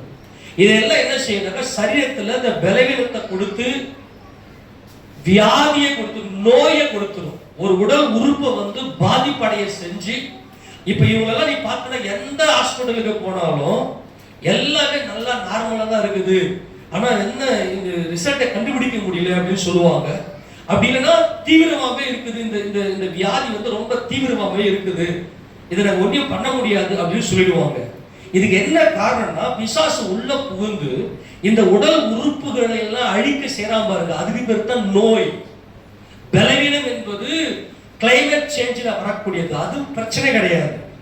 ஆனால் யாருக்கு நோயிலிருந்து விடுதலை அப்படின்னு இந்த சோம்பேறியிலிருந்து யாருக்கு விடுதலை கிடைக்கிறது? யாருக்கு இந்த சோம்பேறி என்கின்ற தேவ சமூகத்தை விட்டு ஓடி ஒளிந்து கொண்டிருக்கிறார்களே அவர்கள் எல்லாம் விடுதலை ஆகி இயேசு கிறிஸ்து தேவனுடைய குமாரன், இவர்தான் சீயோனின் ராஜா என்கின்ற அந்த ஒரு மகத்துவத்தை அவரை நோக்கி பார்த்தவங்களுக்கு நோய் கிடையாது. ஆமென் சொல்லாமா? நான் சொல்றது புரியுதா இல்லையா? இப்ப கவனிங்க. இப்ப இயேசு கிறிஸ்து என்ன செய்தாருன்னா, இயேசு ராஜா ஊழியம் செய்த நாட்களில அநேக பேர் இயேசப்பா கிட்ட கொண்டு வந்தாங்க. வசனத்தை வாசிக்க பார்க்கலாம், நல்லா திருப்பி கொள்ளுங்க. ஏன்னா இவங்க எல்லாம் தேவனுடைய உடன்படிக்கை விட்டு தூரம் போய்விட்டு பிசாசினுடைய அடிமைத்தனத்துக்குள்ள ஆபிரகாமின் சந்ததியாராக இவர்கள் மாட்டிக்கொண்டார்கள். மத்தேயு சுவிசேஷ புத்தகம் 8ஆம் அதிகாரத்துல அங்க 14 வாசிங்க பார்க்கலாம். 14 வாசிங்க. இயேசு பேதுருவின் வீட்டிலே வந்து அவன் மாமி ஜுரமாய் கிடக்கிறதை கண்டார். அவர் கையை தொட்ட உடனே ஜுரம் அவனை விட்டு நீங்கிற்று. அவர் எழுந்திருந்து அவர்களுக்கு பணிவிடை செய்தார். இங்க ஜுரத்தை நீங்கிட்டு என்ன பண்றாருன்னா, அங்கே கப்பர்நகூமிலேயே நடக்கிற சம்பவம் இது. அங்கேயே வெயிட் பண்றாரு. உடனே என்ன ஆச்சு அன்னைக்கு ஈவினிங் என்ன நடந்தது பாருங்க. அஸ்தமனமான போது பிசாசு பிடித்திருந்த அநேக அநேகரை நல்லா கவனிங்க, பிசாசு பிடித்திருந்த அநேகரை அவரிடத்தில் கொண்டு வந்தார்கள். அவர் அந்த ஆவிகளை தமது வார்த்தையினாலே துரத்தி பிணியாளிகள் எல்லாரையும் சுத்தமாக்கினார். நல்லா கவனிங்க, இயேசு ராஜா கிட்ட கொண்டு வந்தது யாரை கொண்டு வந்தாங்க? நல்லா கவனி, மறுபடியும் வசந்த வாசி. அஸ்தமனமான போது பிசாசு பிடித்திருந்த அநேகரை அவரிடத்தில் கொண்டு வந்தார்கள். அவர் அந்த ஆவிகளை தமது வார்த்தையினாலே துரத்தி ஆவி வெளியே போயிடுச்சு, பிணி அந்த நோய் சுகமாகி விட்டது. அவர்தான் ஆமென் சொல்லுங்க பார்க்கலாம். விஷயம் புரியுதா இல்லையா? ஆவி வெளியே துரத்துகிறார். அந்த ஆவிகள் நல்லா கவனிங்க, இவங்களுக்கு என்ன நடக்குதுன்னாக்கா, பிசாசு பிடிச்சிருக்கிறது. இந்த பிசாசு பிடித்து உள்ள போயிட்டு ஒவ்வொரு உறுப்பையும் அழிக்குது. இப்ப பாத்தீங்கன்னா அப்படியே கொஞ்சம் தள்ளி வந்தீங்கன்னா பாத்தீங்கன்னா, இந்த வாய் பேச முடியாத, காது கேட்க முடியாத ஒருத்தர் இருப்பான். இயேசுராஜ் என்ன பண்ண, அந்த அந்த ஆவியை அகற்றுவார். உடனே அவன் வாய் நல்லா பேசுவான். அப்போ அது இந்த ஆவிகள் என்ன செய்யும் அப்படின்னா, பர்டிகுலரா அந்த உடல் உறுப்புகளை போயிட்டு அழிக்க செய்யும். ஆனால் இங்க என்ன நடக்குதுன்னு சொன்னா கவனிங்க, தொடர்ந்து வாசிங்க. அவர் தாமே நம்முடைய பலவீனங்களை ஏற்றுக்கொண்டு நம்முடைய நோய்களை சுமந்தார் என்று ஏசாயா தீர்க்கதரிசியில் உரைக்கப்பட்டது நிறைவேறும்படி இப்படி நடந்தது. நல்லா கவனிங்க, இயேசு கிறிஸ்து சிலுவையில நம்ம நோய்களை சுமந்தாரா, அல்லது இந்த உலகத்துல மனிதனாக வந்ததுமே நம்முடைய நோய்களை சுமந்தாரா? எல்லாரும் சொல்லி சொல்லுங்க பார்க்கலாம். இயேசு கிறிஸ்து எல்லாரும் என்ன பண்ணுவாங்கன்னா, என் நோய்களை சிலுவையில சுமந்து தீர்த்தீரையா அப்படின்னு சிலுவையில நோயை சுமந்துட்டாரு அப்படின்னு சொல்லி நிறைய பேர் என்ன பண்ண தப்பா நினைச்சுக்கிறீங்க. எல்லாம் கவனிக்கணும், நல்லா புரிஞ்சுக்குங்க. இந்த வசனம் தெளிவா சொல்லுது. மத்திய நல்லா தெளிவா பரிசுத்த ஆவியானவர் எழுதி வைக்கிறாரு. அஸ்தமனமான போது பிசாசு பிடித்திருந்த அநேகர் அவர்கள் கூட்டிட்டு வராங்க. எல்லாம் வியாதியில் இருக்கிறாங்க. அவருடைய உடல் உறுப்புகள்லாம் அழிந்து கொண்டிருக்கிறது. எங்கெங்கயோ போயிருப்பாங்க இல்லையா, வைத்தியம் பார்க்கறதுக்கு போயிருப்பாங்க, ஒன்னிய முடியல. ஆனால் இயேசு ராஜா கிட்ட கொண்டு வராங்க. அப்படின்னு சொல்லுவாங்க. எங்க கொண்டு வராங்க? யார்கிட்ட கொண்டு வராங்க? இயேசு ராஜா கிட்ட கொண்டு வராங்க. அவர் என்ன செய்யறாருன்னா, அந்த அந்த பிசாசுகளை துரத்துகிறார். எதை துரத்துறாரு? எதை துரத்துறாரு? பிசாசுகளை துரத்துகிறார். பிசாசு துரத்துறதுமே பிணியாளியெல்லாம் சுத்தமாகுறாங்க. ஓகே, இது நடந்ததுமே என்ன நடந்ததுன்னா, அவர்தாமே நம்முடைய பலவீனங்களை ஏற்றுக்கொண்டு 53ஆம் அதிகாரம், அதாவது ஏசாயா தீர்க்கதரிசன புத்தகத்துல சொல்லப்பட்டிருக்கிறது இந்த தீர்க்க தரிசனம். இப்ப கர்த்தர் என்ன, தேவன் என்ன வாக்குத்தத்தம் கொடுத்தார் தெரியுமா? இந்த ஜனங்களுக்குள்ள பிசாசு ஏன் புகுந்தது, ஏன் இந்த ஜனங்களுக்குள்ள வியாதி இருக்கிறது? நல்லா கவனிங்க, இவர்கள் என்னை ஆராதிக்கவில்லை, சியோனின் ராஜாவாகிய என்னை நோக்கி பார்க்கவில்லை. ஒரே ஒரு கான்செப்ட் தான். சியோனிலே வாசமா இருக்கிற இயேசு ராஜாவை நீ நோக்கி பார்த்துட்ட அப்படின்னாக்கா, துஷ்டன் இனி உன் வழியே கடந்து வருவது இல்லை, பிசாசு உன்னை தொடுவது இல்லை, உன்னை மேற்கொள்வது இல்லை. ஆனால் இவர்கள் என்னை அறிய மாட்டார்கள். இவர்கள் என்ன அறியல, என் சமூகத்துல இவங்க வரல, என் சமூகத்துல அதிகாலமே வந்து என்னோட இவர்களால உறவாட முடியவில்லை. அதனால வியாதி இவர்களுக்குள்ளே இருக்கிறது. ஆனால் பிசாசுகள் உள்ளே இருக்கிறது. இவங்க எங்கெங்கயோ மருத்துவம்லாம் பார்க்கறதுக்கு, ஏன்னா இப்போ 12 வருஷமா பெரும்பாடு உள்ள ஒரு ஸ்திரியை நம்ம பார்க்கும்போது, அவள் அநேக வைத்தியர்களால், வசனம் தெளிவா சொல்ற, அநேக வைத்தியர்களால் இவ போயிட்டு அலைகழிக்கப்பட்டு கொஞ்சம் கூட வியாதி சுஸ்தமாகல. இந்த சம்பவத்துல நிறைய சம்பவங்கள் நம்ம சுவிசேஷ புத்தகத்துல வாசிக்கிறோம். ஆனால் இயேசு, இந்த இயேசு தேவனுடைய குமாரன். யாருடைய குமாரன்? எல்லாம் கரண்டாக சொல்லுங்க பார்க்கலாம்.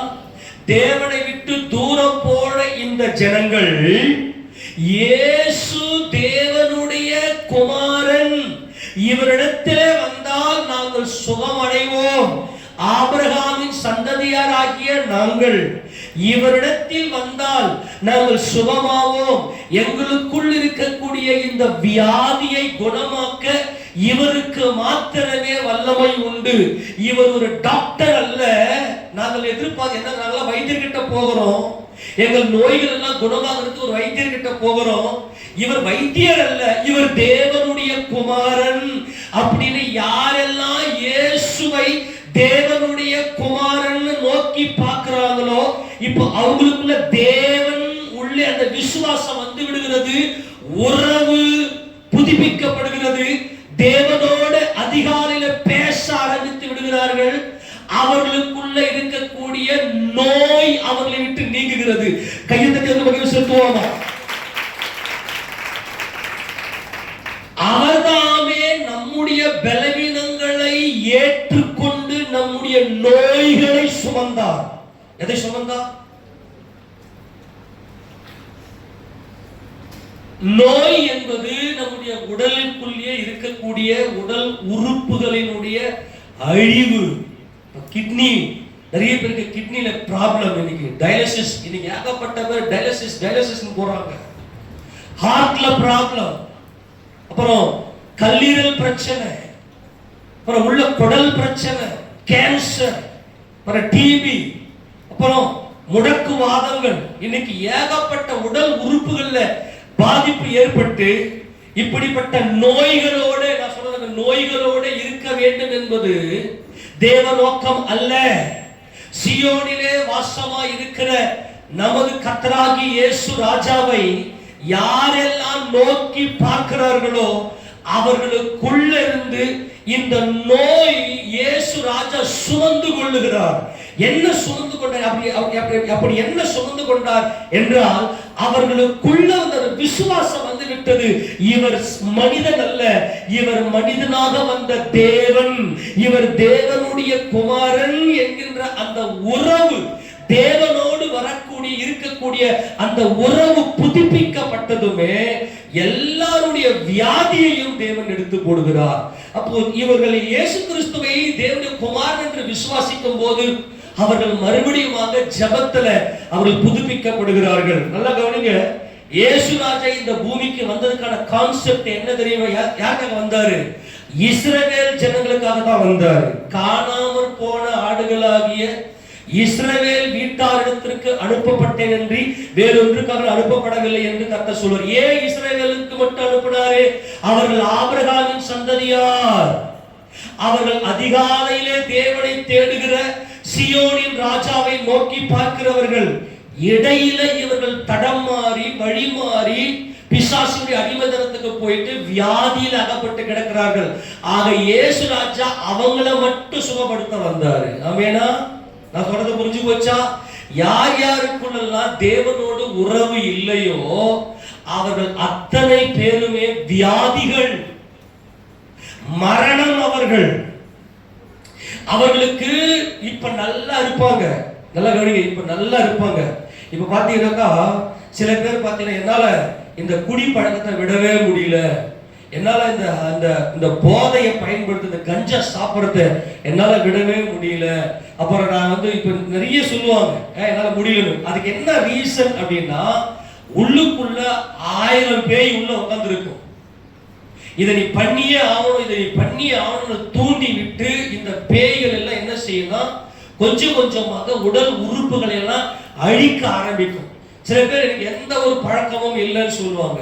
அவங்க என்ன செய்வாங்க, நல்லா சாப்பிட்டு தூங்க, நல்லா நிறைய சாப்பாடு சாப்பிட வைப்பாங்க, நல்லா உலகத்தை ஜாலியாக என்ஜாய் பண்ண வைக்கும். இந்த பேய்கள் என்ன செய்யும் அப்படின்னா, உள்ளுக்குள்ளேயே போயிட்டு எல்லா வியாதிகளையும் உண்டு பண்ணி உள்ள உட்கார்ந்து இருக்கும். நல்லா கவனிங்க, நமது ஆண்டவராகிய இயேசு கிறிஸ்து இந்த உலகத்துல யார் யாரெல்லாம் இப்படிப்பட்ட வியாதியோடு இருக்கிறார்களோ அவங்க அத்தனை பேருக்கு சுகத்தை கொடுக்கும்படிதான் நமது ஆண்டவராகிய இயேசு கிறிஸ்து வந்தார் இந்த பூமிக்கு. ஆமென் சொல்லுவோமா? அவர் யாரெல்லாம் வேதனையோட வலிகளோட இப்படிப்பட்ட பிரச்சனையோடு இருக்கிறார்களோ அவர்கள் எல்லாரையும் மீட்கும்படி வந்தார். ஒரு ஸ்டேஜ் என்ன தெரியுமா? அவங்க நல்லா கவனிங்க, ஒரு ஸ்டேஜ்ல இந்த உடல் உறுப்புகள் அழிஞ்சிட்ட பிற்பாடு கர்த்தர்கிட்ட வருவாங்க. நான் ஏசப்பா நாமத்துக்கு மகிமை சொல்றேன். எத்தனையோ பேர் என்ன பண்ணுவாங்க, எங்கெங்கயோ ஹாஸ்பிட்டல் எல்லாம் போயிட்டு எங்களால முடியலைங்க, என்ன பண்றதுன்னு தெரியலன்னு சொல்லி கடைசி நேரத்துல கொண்டு வருவாங்க. அது ஒண்ணுமே பண்ண முடியாது. ஆண்டவரே நினைச்சா மட்டும்தான் அந்த உறுப்புகளை அவர் புதுசா ரீக்ரியேட் பண்ணாதான் ஆச்சு. அந்த மாதிரியான கண்டிஷன் இருக்கக்கூடிய ஆட்கள் கடின இருதயம், ஏசப்படைய சமூகத்துக்கு வரவே மாட்டாங்க. நல்லா கவனிக்கணும். அப்போ ஆண்டவர் எதுக்காக இந்த பூமிக்கு வந்தார் என்றால், இப்போ சிரோபேனிக்கையா ஸ்திரீ கேட்பா, ஆண்டவரே என்னுடைய மகள் பிசாசினால பிடிக்கப்பட்டு பயங்கரமா அலகழிக்கப்பட்டு இருக்கிறா, ஆண்டவரே என் மகளுக்கு சுகத்தை கொடுங்கப்பா அப்படின்னு கேட்பா. அதுக்கு ஆண்டவர் சொல்லுவாரு, பிள்ளைகளின் அப்பத்தை எடுத்து நாய்க்குட்டிக்கு போறது நல்லது இல்லை அப்படின்னுவாரு. அப்ப யாருக்காக வந்தேன்றாரு? நான் இஸ்ரவேல் வீட்டாருக்கு மட்டும் தான் வந்தேன். ஏன் இஸ்ரவேல்? இவங்க தான் காணாம போயிட்டாங்க, உறவுல இல்லாம போயிட்டாங்க.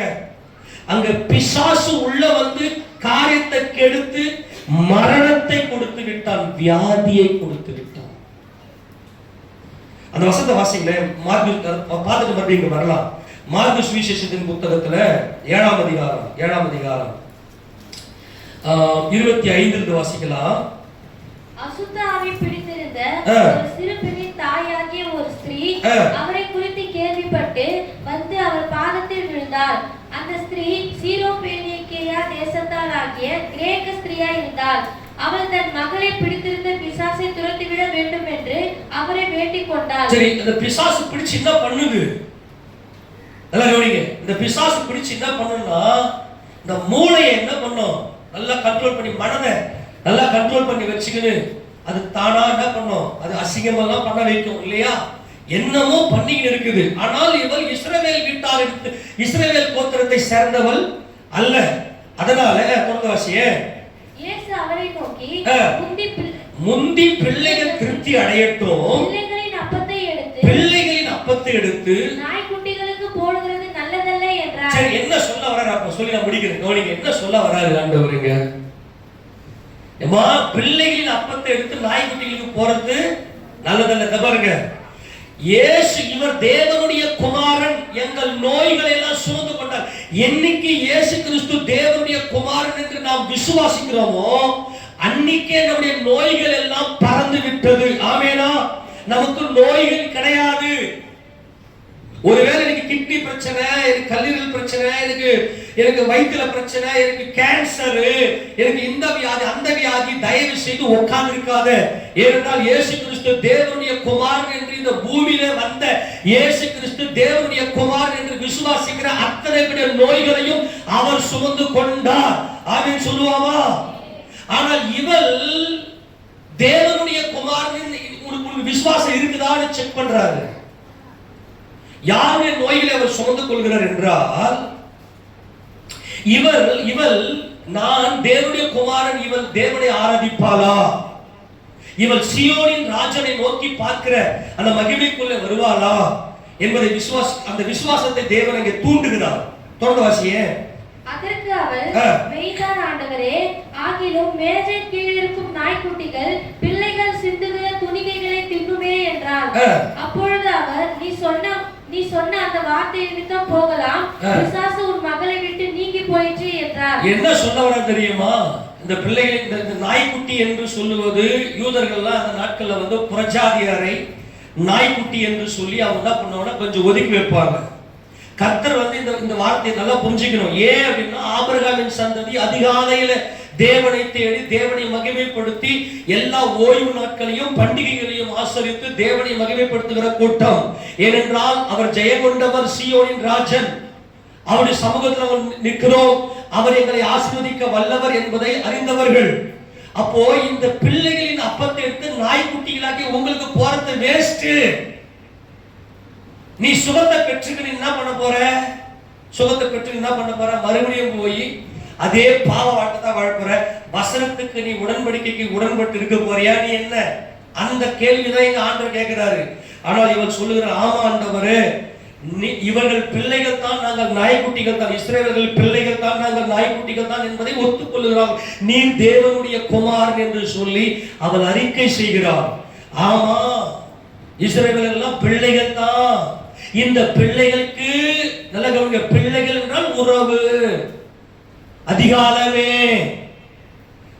யோபு அதிகாலமே தன்னுடைய பிள்ளைகளை கூப்பிட்டு பலி செலுத்துவார். அந்த உறவு, அந்த சீயோனின் ராஜன் பிள்ளைகள் தான். நல்ல கவனிங்க, இவள் சொன்னால் பிள்ளைகள் தான். ஆமாண்டவரே, இஸ்ரவேலர்கள் எல்லாரும் தேவனுடைய பிள்ளைகள். ஆமெனா? யாரெல்லாம் இயேசு கிறிஸ்து தேவனுடைய குமாரன் என்று விசுவாசிக்கிறார்களோ அவர்களுக்கு நோய் கிடையாது. உங்களுடைய உடல் உறுப்புகள் எல்லாம் தேவன் புதுப்பிக்க வல்லமை உடையவர். கரத்தில் ஆமென் சொல்லாமா? இயேசு கிறிஸ்து மரித்து அடக்கம் பண்ணப்பட்டு உயிரோடு எழுந்துவிட்ட பிற்பாடு அவரை விசுவாசிக்கிற எல்லாருக்கும் அவர் சுகத்தை கொடுக்கிறார், ஜீவனை கொடுக்கிறார். ஏனென்றால் அவரே சீயோனின் ராஜன். நல்லா கவனிங்களேன். கடந்த வாரத்தில் நான் என்ன செய்தேன், ஒரு நம்ம பேரம்பக்கத்தில் இந்த ஏவிய ஹோட்டல் சைடில் ஒரு பழக்கடை வச்சிருக்காரு பாருங்க. கால் கொஞ்சம் ஊனமாக இருக்கும் இல்லையா? அவர் கடையில் போயிட்டு நான் பழம் வாங்கலான்னு போனேன். அவர் பழம் எனக்கு வியாபாரம் பண்ணுறதையே நிறுத்திட்டு அவர் ஒரு சொப்பனம் சொல்றாரு, ஒரு விஷயத்தை சொல்றாரு. ஐயா, எனக்கு இந்த வருஷம் ஆகஸ்ட் மாதம் 19ஆம் தேதி அன்னைக்கு அகர்வாலில் கண் ஆபரேஷன் பண்ணேன். 25ஆம் தேதிக்குள்ள எனக்கு பெரிய பிரச்சனை ஏற்பட்டுருச்சு. அது நான் அந்த பிரச்சனை நிமித்தமா நான் பழைக்க மாட்டேன்னு எனக்கு தெரியல. உடம்புல அவ்வளோ பலவீனம் ஆகி போயிடுச்சு. எனக்கு 5 பசங்க இருக்கிறாங்க. நான் இந்த பழ வியாபாரம் பண்ணாதான் என் குடும்பத்தை நான் ரன் பண்ண முடியும். பிள்ளைங்கெல்லாம் படிக்கிறாங்க. ஒரு பொண்ணு நீட் எக்ஸாம் எழுதி எப்படியாவது டாக்டர் சொல்லிட்டு ரொம்ப கஷ்டப்படுறா. பயர கனவுகளோடு இருக்கிறா. ஒவ்வொரு பிள்ளையும் ரொம்ப கஷ்டப்பட்டு படிக்க வச்சுருக்கிறேன். அப்போ நைட்டில் நான் மனசெல்லாம் வலிச்சு வேதனையோடு நான் அப்படியே பட்டுன்னு இருக்கிறேன். நான் பழைப்பேனா, என் பிள்ளைங்களெல்லாம் யார் காப்பாற்றுவாங்க தெரியலையே, யாருமே இல்லையேன்னு சொல்லிட்டு என் மனசெல்லாம் வழியில் சொல்ல முடியாத வழி, அந்த மாதிரி வழியில் நான் படுத்துன்னு இருக்கிறேன். திடீர்னு நைட்டு ஒரு மணி இருக்கும். நல்லா அந்த அந்த உச்சி இருட்டில் வானத்திலிருந்து ஒரு வெள்ள உருவம் ஒருத்தர் இறங்கி வராரு. அவர் சொல்றாரு, வானத்திலிருந்து ஒருத்தர் இறங்கி வராரு. கிட்ட பார்க்குறேன், அது நல்லா தெரியுது, இயேசு தான் எனக்கு தெரியுது. அவர் கிட்ட என் பக்கத்துல நின்றுட்டு அவர் சொன்னாரு, இப்படி இப்படி பண்ணாரு. என்ன நான் பட்டுன்னு இருக்கிறேன். இந்த மாதிரி கையை இந்த மாதிரி ஆட்டினாரு. ஆட்டிட்டு அப்படியே சிரிச்ச முகத்திலேயே அப்படியே போயிருந்தாரு. போன உடனே இருந்த வலியெல்லாம் எங்கேயோ போயிருச்சு. நான் சிவபக்தங்க, நான் தீவிர சிவபக்தன். நீங்க இந்த ஃபீல்டில் இருக்கிறீங்க, நீங்க இயேசுவின் ஃபீல்டில் இருக்கிறீங்க, இயேசு இந்த மாதிரி செய்வாரா அப்படின்னு கேட்டார் என்கிட்ட. நான் என்ன நான் ஒரே ஒரு வார்த்தை சொன்னேன், இயேசு இந்த மாதிரி பண்ணுவாருங்களா? நான் அவர் கூப்பிட்டதே இல்லைங்களே. நல்லா கவனிங்க, நான் அவர் கூப்பிட்டதே இல்லை. நான் தீவிர சிவபக்தன். ஆனா என் மனசுக்குள்ள இவ்வளோ வேதனையில நான் பட்டுன்னு இருந்தேன். அப்படிப்பட்ட சூழ்நிலை தான் எனக்கு இந்த மாதிரி வந்துச்சு.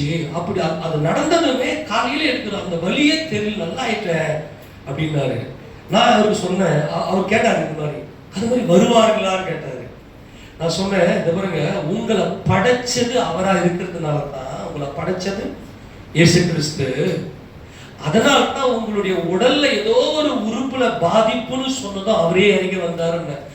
ஆமால ஆமால, அவர் எதுவுமே பேசல. உங்களை படைச்சது இயேசு கிறிஸ்து. உங்களை அவர் படைச்சதுனால தான் உங்களுடைய உடல்ல இருக்கக்கூடிய அந்த உறுப்புல பிரச்சனைன்னு சொன்னதும் அவர் இறங்கி உங்களுக்கு சுகத்தை கொடுத்தாரு அப்படின்னு சொன்னதுமே அவரு ஒரு மாதிரி ஷாக் ஆயிட்டு, ஆமால ஆமால ஒத்துக்கினார். எல்லா கடவுள் சொல்லாமா, அவர் நல்லவராக இருக்கிறார். நான் இப்போ சொல்றேன், நம்முடைய நோய்கள் யாவையும் அவர் சுமந்து கொண்டார் அப்படின்னு என்ன அர்த்தம்? அவர் தேவன், அவர் தேவனுடைய குமாரன் என்று யாரெல்லாம் அவரை நோக்கி பார்க்கிறோமோ அவர்களை இந்த துஷ்டன் கடந்து வருவது இல்லை. இனி நம்மை அடிமை கொள்ளக்கூடியவன் நம்ம பக்கம் வருவது இல்லை. அப்ப சிலுவையில் அவர் என்ன செய்தார்? நல்லா கவனிக்கணும். இயேசு கிறிஸ்து தேவனுடைய குமாரன் சொல்லி வரக்கூடிய அத்தனை பேருமே காலையில இருந்து ஜெபம் ஆரம்பிச்சிருவாங்க. ஜெபம் பண்ணாதவர்கள் மரணம். அதனால தான் இங்க கர்த்தர் சொல்லிட்டாரு, நான் அப்பத்தை எடுத்து இது கம்மி பண்றேன், அந்த ஆம்பளை கம்மி பண்ண ஸ்டூடியோங்களா. இந்த ரகசியம் புரியுதா? அவன் சொல்லாமா, ஏன் இந்த சீரோபேனிக்கையா ஸ்திரீக்கு சுகத்தை கொடுக்கல அப்படின்னா, ஏன் கொடுக்கலன்னா, நீ அப்பாவோட தேவனோட கூட உனக்கு உறவுல நீ வரமாட்ட, நீ மறுபடியும் பிணமா தான் இருக்க போற. யாரெல்லாம் அதிகாலையில தேவனை தேடி அவரை ஆராதிக்கிறார்களோ அவர்களுக்கு வியாதி கிடையாது. சரீரத்துல வியாதி என்பது பிசாசினால் உண்டாக்கப்படுகிற தீராத வியாதி. தீராத வியாதினா நீ எங்கெங்கயோ போவாங்க, எதுவுமே சுகமாகாது, வேற வழி இல்ல, கடைசி வரைக்கும் டேப்லெட் சாப்பிடுங்க அப்படின்னு சொல்லி டேப்லெட் கொடுத்து விட்டுருவாங்க. அப்படிப்பட்ட வியாதி எல்லாம் கிறிஸ்தவர்களுக்கு கிடையாது. எத்தனை பேர் விசுவாசிக்கிறீங்க? ஆமென் சொல்லாமா? அல்லேலூயா சொல்லுவோமா? அப்ப இயேசு கிறிஸ்து நம்முடைய நோய்களை சுமந்து கொண்டார் அப்படின்னா என்ன அர்த்தம்னா, என்னைக்கு இயேசு கிறிஸ்து இந்த பூமியில கால் வைத்தாரோ, தேவனுடைய குமாரன் என்றைக்கு, இவர்தான் இயேசு கிறிஸ்து தேவனுடைய குமாரன், அதரிசனமா இருக்கிற இயேசு கிறிஸ்து தேவனுடைய குமாரன் என்று யாரெல்லாம் விசுவாசிக்கிறோமோ அவங்க எல்லாருமே தேவனோடு கூட அந்த அப்பா பிள்ளை என்கிற உறவுல புதுப்பிக்கப்படுகிறதுனால நோய் நம்மை தொடுவதற்கு அதிகாரம் இல்லை. கரங்களை தட்டி தேவனுக்கு மகிமை சொல்லுவோமா? எவ்வளவு நேரம் நம்ம கையை தட்ட முடியும்? ஆனால் இயேசு கிறிஸ்துவின் அண்டையில வந்த எல்லாருடைய அந்த பிசாசுடைய அந்தகாரத்தை தேவன் துரத்தி விட்டார். நோய்கள் சுகமானார்கள். எல்லாரும் நோய்களும் சுகமாக்கப்பட்டுச்சு. தேவன் அவர்களுக்கு நல்ல சுகத்தை கொடுத்தார். கிறிஸ்து தாமே அவருடைய நோய்களை சுமந்து கொண்டார். எந்த நோயை சுமந்து கொண்டார்? தேவனை அறியவில்லை என்கின்ற மரண நோயை அவர் சுமந்து கொண்டார். புரிஞ்சு போச்சா? அவருடைய நோய்களை சுமந்து கொண்டார். நோய் என்பது மரணம். மரணம் என்பது தேவனோடு இருக்கக்கூடிய உறவை விட்டு ஓடி ஒளிந்து கொண்டிருப்பது. இந்த சோம்பேறி என்ன செய்வான்? நல்லா திண்டு தூங்குவான். ஆனால் இயேசு கிறிஸ்து தேவனுடைய குமாரன் என்று வந்தவர்கள் அவர் நாமத்தில் அந்த காலையில எழுந்து யாரிடத்திலும் எந்த ஒரு வேலையும் நம்முடைய வேலையை தொடங்குறதுக்கு முன்னாடி காலையில போய் ஃப்ரெஷ்ஷா அவரை மாத்திரம் வேற எதுவுமே நம்முடைய இருதயத்துல இன்னைக்கு நிறைய வேலை இருக்காண்டவரு, நிறைய வேலை இருக்கும், நிறைய பிரச்சனை இருக்கும், இன்னைக்கு இவ்வளவு பிரச்சனை சந்திக்க போறேன், அதெல்லாம் எதுவுமே எல்லாம் தூங்கி எல்லாம் ஃப்ரெஷ்ஷா இருக்கும். எப்பேற்பட்ட மன அழுத்தத்தில் இருக்கிறவங்க கொஞ்சம் தூங்கி இருந்தாங்கன்னா அந்த மனது கொஞ்சம் நல்லா இலைப்பாறுதலா இருக்கும், அப்படியே கொஞ்சம் ஃப்ரெஷ்ஷா இருக்கும் தூங்கி ஏற்றதுமே. அந்த ஒரு நல்ல மனநிலையில நீங்க மாத்திரம்தான் என் தேவன் என்று சொல்லி காலையில போயிட்டு அவரை துதிக்கிற அந்த ஆராதனைக்குள்ள இவர்கள் வந்துவிட்டபடியினாலே அந்த சரீரத்துக்குள்ள பலவீனம் இல்லை. இவர்கள் தேவனை அறியாமல் சோம்பேறிகளாய் தேவ சமூகத்திலே வர முடியாத சோம்பேறிகளாய் இருந்த அந்த நோயை, அந்த மரணத்தை இயேசு கிறிஸ்து சுமந்து கொண்டார்.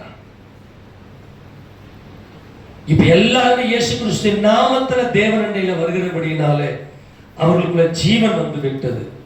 இப்ப இவர்களுக்கு ஒரு இப்ப கிளைமேட் சேஞ்ச் ஆகும்போது ஒரு பனி சீசன்ல சளி பிடிக்கிறது, அப்புறம் ஒரு மழை காலத்துல ஃபீவர் வர்றது, இதெல்லாம் சாதாரணமா கடந்து போய்விடும். நான் சொல்றது எத்தனை பேர் புரியுது? எல்லாரும் சொல்லாமா? இப்ப தீராத வியாதிய உடல் கிட்னி எனக்கு ரொம்ப ஃபெயிலரா இருக்கு, இப்ப டயாலிசிஸ் பண்ணணும், அப்புறம் கல்லீரல் போயிருச்சு, அப்புறமா ஹார்ட்ல ப்ராப்ளம், அப்புறமா கண்ணுல ப்ராப்ளம், தலையில ப்ராப்ளம், உள்ள இருக்கிற ஏதோ ஒரு ப்ராப்ளம், இது கண்டினியூ டாக்டர் மாத்திரை சாப்பிட சொல்லிட்டாரு. அதெல்லாம் கிறிஸ்தவர்களுக்கு, சியோனின் ராஜாவை ஆராதிக்கிற சியோனிலே வாசமா இருக்கிற ஜனங்களுக்கு வருவதில்லை, அது தொடுவதும் இல்லை. கையை உயர்த்தி எல்லாரும் சொல்லுவோமா? நம்முடைய ஆண்டவராக இயேசு கிறிஸ்து என்ன செய்தார் என்றால், அவரை விசுவாசிக்கிற, அவரை பரிபூர்ண விசுவாசிக்கிற அத்தனை பேருமே அந்த ஜபம், அவரோடு கூட தேவனுடைய வார்த்தையை விசுவாசித்து நல்ல தியானம் செய்த வார்த்தையோடு கூட அவரோடு பேசுகிற அனுபவத்துக்குள்ள, எல்லா காரியத்தை குறித்தும் ஜெபிக்கிற அனுபவத்துக்குள்ள போயிடுவாங்க. அவர்களுக்குள்ள ஒரு பரிபூர்ண சுகம் உண்டாகும். அப்படியானால் அவர் சிலுவையில என்ன செய்து முடித்தார்? நல்லா கவனிங்க. அவர் சிலுவையில என்ன செய்து முடித்தார் என்றால், சிலுவையில் அவர் செய்து முடித்த நோக்கம் என்னவென்பதை குறித்து திருப்பி கொள்ளுங்க பார்க்கலாம். 1 பேதுருவின் புத்தகம் வேகமா திருப்பி கொள்ளுங்க. கர்த்தர் நமக்கு நல்லவர். அது 2ஆம் அதிகாரம், 1 பேதுருவின் புத்தகம் 2வது அதிகாரத்துல 24ஆம் வசனத்தை வாசிக்கலாம். நாம் பாவங்களுக்கு செத்து நீதிக்கு பிழைத்திருக்கும்படிக்கு அவர்தாமே தமது சரீரத்திலே நம்முடைய பாவங்களை சிலுவையின் மேல் சுமந்தார், அவருடைய தழும்புகளால் குணமானீர்கள். கரகத்திலே சொல்லுவோமா? இது என்ன? சிலுவையில் அவர் என்ன செஞ்சாரு? கவனிக்கிறீங்களா? இயேசு கிறிஸ்து தேவனுடைய குமாரன் என்று விசுவாசிச்ச அத்தனை பேருமே என்ன பண்ண ஆரம்பிச்சிடுவாங்க? தேவனோடு உறவு கொள்ள ஆரம்பிச்சிடுவாங்க. ஆமெனா? அல்லேலூயா சொல்லுவோமா? நான் சொல்றதெல்லாம் கவனிக்கிறீங்களா? பாருங்க, இதெல்லாம் புரிந்து கொள்ளுங்க. இந்த டிஃபரண்ட் எல்லாம் புரிஞ்சுக்கணும்.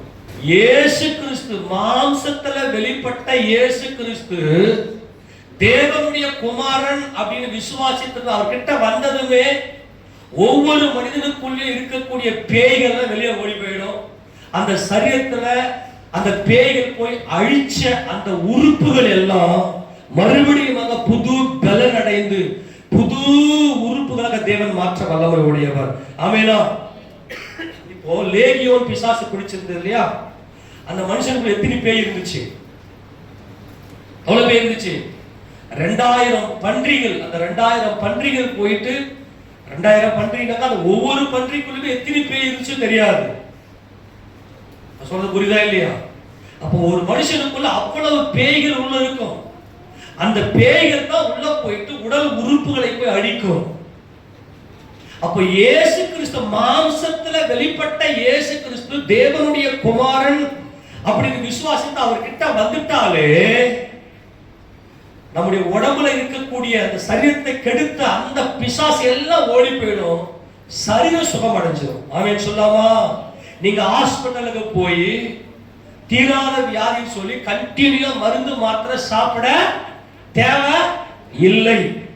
இப்போ இந்த இயேசு கிறிஸ்து நான் பாவியா இருக்கிறேன், என் பாவங்களுக்காக இயேசு கிறிஸ்து சிலுவையில பலியாகி என்னுடைய அக்கிரமத்திலிருந்து என்னை விடுதலையாக்குவதற்காக அவர் சிலுவையிலே அந்த கேடு அடைந்தார் என்று சொல்லி அவரை விசுவாசிக்கும் போது நம்முடைய சரீரம் மறுரூபமாயிடும். டிஃபரண்ட் புரியுதா? முதல்ல மரண நோயிலிருந்து வெளியே வந்துட்டு தேவனோடு ஜீவனில் இருக்கக்கூடிய அந்த அனுபவத்துல நீ வந்தா மட்டும்தான், அவரோடு கூட நீ வந்தா மட்டும்தான் இந்த அனுபவத்துக்குள்ள நீ வர முடியும். நல்லா கவனிங்க. இப்போ மறுபடியும் சேர்ந்து வாசிப்பாங்க 24 வசனம். நான் பாவங்களுக்கு எதுக்கு செத்து? இது ஸ்பிரிச்சுவாலிட்டிக்குள்ள வந்துடணும். இப்ப அப்ப இயேசு கிறிஸ்து சிலுவையில மரித்தது எதற்காக? சிலுவையில் யாம் பாவத்தை சுமந்தார். நல்லா கவனிக்கணும். இயேசு கிறிஸ்து தேவனுடைய குமாரன் அப்படின்னு விசுவாசத்தை உள்ள வந்துட்டுனாவே உங்களுக்கு வியாதி கிடையாது. தேவனோடு தொடர்புல வந்துடுற. நல்லா புரிஞ்சுக்கணும். புரிந்து கொண்டு சத்தியங்களை நல்லா அறிந்து கொண்டு தேவ சமூகத்துல நீ நிற்கும் போது பாவ உணர்வு உள்ளுக்குள்ள ஏற்பட்டு ஒவ்வொரு பாவத்தையும் இயேசு ராஜா மேல வேண்ட ஒவ்வொரு அடிக்கும் நீ பொறுப்பேற்ப. நான் செஞ்ச இந்த பாவங்களுக்காகத்தான் என் கர்த்தர் இப்படியாக சிலுவையில பலியானார் என்று சொல்லி அந்த சிலுவை பாடுகளை நீ விசுவாசித்து அவரோடு சிலுவையில மரித்து நாம் பாவத்துக்கு செத்து நீதிக்கு பிழைத்திருக்கும்படிக்கு அவர்தாமே தமது சரீரத்திலே நம்முடைய பாவங்களை சிலுவையின் மேல் சுமந்தார், அவருடைய தழும்புகளால் குணமானீர்கள். தழும்பு என்பது தழும்பு எப்ப வரும்? ஆறிட்ட பிற்பாடு வரும். ஆக தழும்பு என்பது அவருடைய உயிர்த்தெழுந்த வல்லமையை காண்பிக்கிறது. கரணத்தை அவருக்கு மகிமை செலுத்துவாமா? அவருடைய உயிர்த்தெழுந்த வல்லமையில நீ விசுவாசிக்கும் போது குணமானீர்கள் என்பது நாம் மறுரூபம் ஆயிட்டோம், மறுரூபம் ஆகிவிடுவோம் என்பதை தேவன் நமக்கு இங்கே காண்பிக்கிறார்.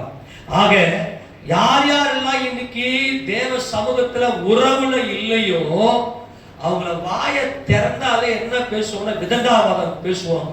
நம்ம வீட்டுல ஒரே போராட்டம், ஒரே பிரச்சனை, ஒரே வியாதி, இது அப்படி இப்படி பிசாசு ஒரே போராட்டத்தை கொடுக்குறான், இப்படி கொடுக்குறான் அப்படி கொடுக்குறான்னு சொல்லி பழியெல்லாம் தூக்கி அவன் மேல போறது. ஆனா சபையில உட்கார்ந்துன்னு என்ன பண்றது? ஏசப்பா நாமத்தை தூஷிக்கிற மாதிரி பண்றது. நான் உங்களுக்கு அன்பாய் சொல்லுகிறேன் தேவஜனமே, நீங்க தேவ சமூகத்துல இயேசு கிறிஸ்து தேவனுடைய குமாரனை நீங்க விசுவாசிச்சா உங்களுக்கும் அவருக்கு நல்ல ஒரு உறவுல நல்லா நீங்க இருப்பீங்கன்னா உங்களை சத்துரு தொடவே முடியாது. அந்த வசனத்தை வாசிக்க. ஏசாயா தீர்க்கதரிசி புத்தகத்துல 26வது அதிகாரம், ஏசாயா தீர்க்கதரிசி புத்தகம் 26வது அதிகாரத்துல அங்க 9வது வசனத்தை வாசிக்க பார்க்கலாம். என் ஆத்துமா இரவிலே உம்மை வாஞ்சிக்கிறது. நல்லா கவனிங்க. எப்ப வாஞ்சிக்குதா? யார் இது? இது யார் இது? இயேசு கிறிஸ்துவை தேவனுடைய குமாரன் என்று விசுவாசிக்கிறவர்கள். இவங்க எல்லாம் பிசாசு பிடியிலிருந்து விடுதலையாக்கப்பட்டவர்கள், மரணத்திலிருந்து விடுதலையாக்கப்பட்டவர்கள், மரண வியாதியிலிருந்து விடுதலையாக்கப்பட்டவர்கள். ஆமென். தேவன் எப்போது வாஞ்சிக்கிறார்? இந்த உறவை எப்போது அவர் கேட்கிறார்? நாம் அவரோடு கூட சேர்க்கப்பட வேண்டும் என்கின்ற இந்த உறவை அவர் எப்படி வாஞ்சிக்கிறார்? வாசிப்போல. என் ஆத்துமா இரவிலே உம்மை வாஞ்சிக்கிறது. எப்ப வாஞ்சிக்குதுங்க? இவங்க தான் உண்மையான விசுவாசிகள்.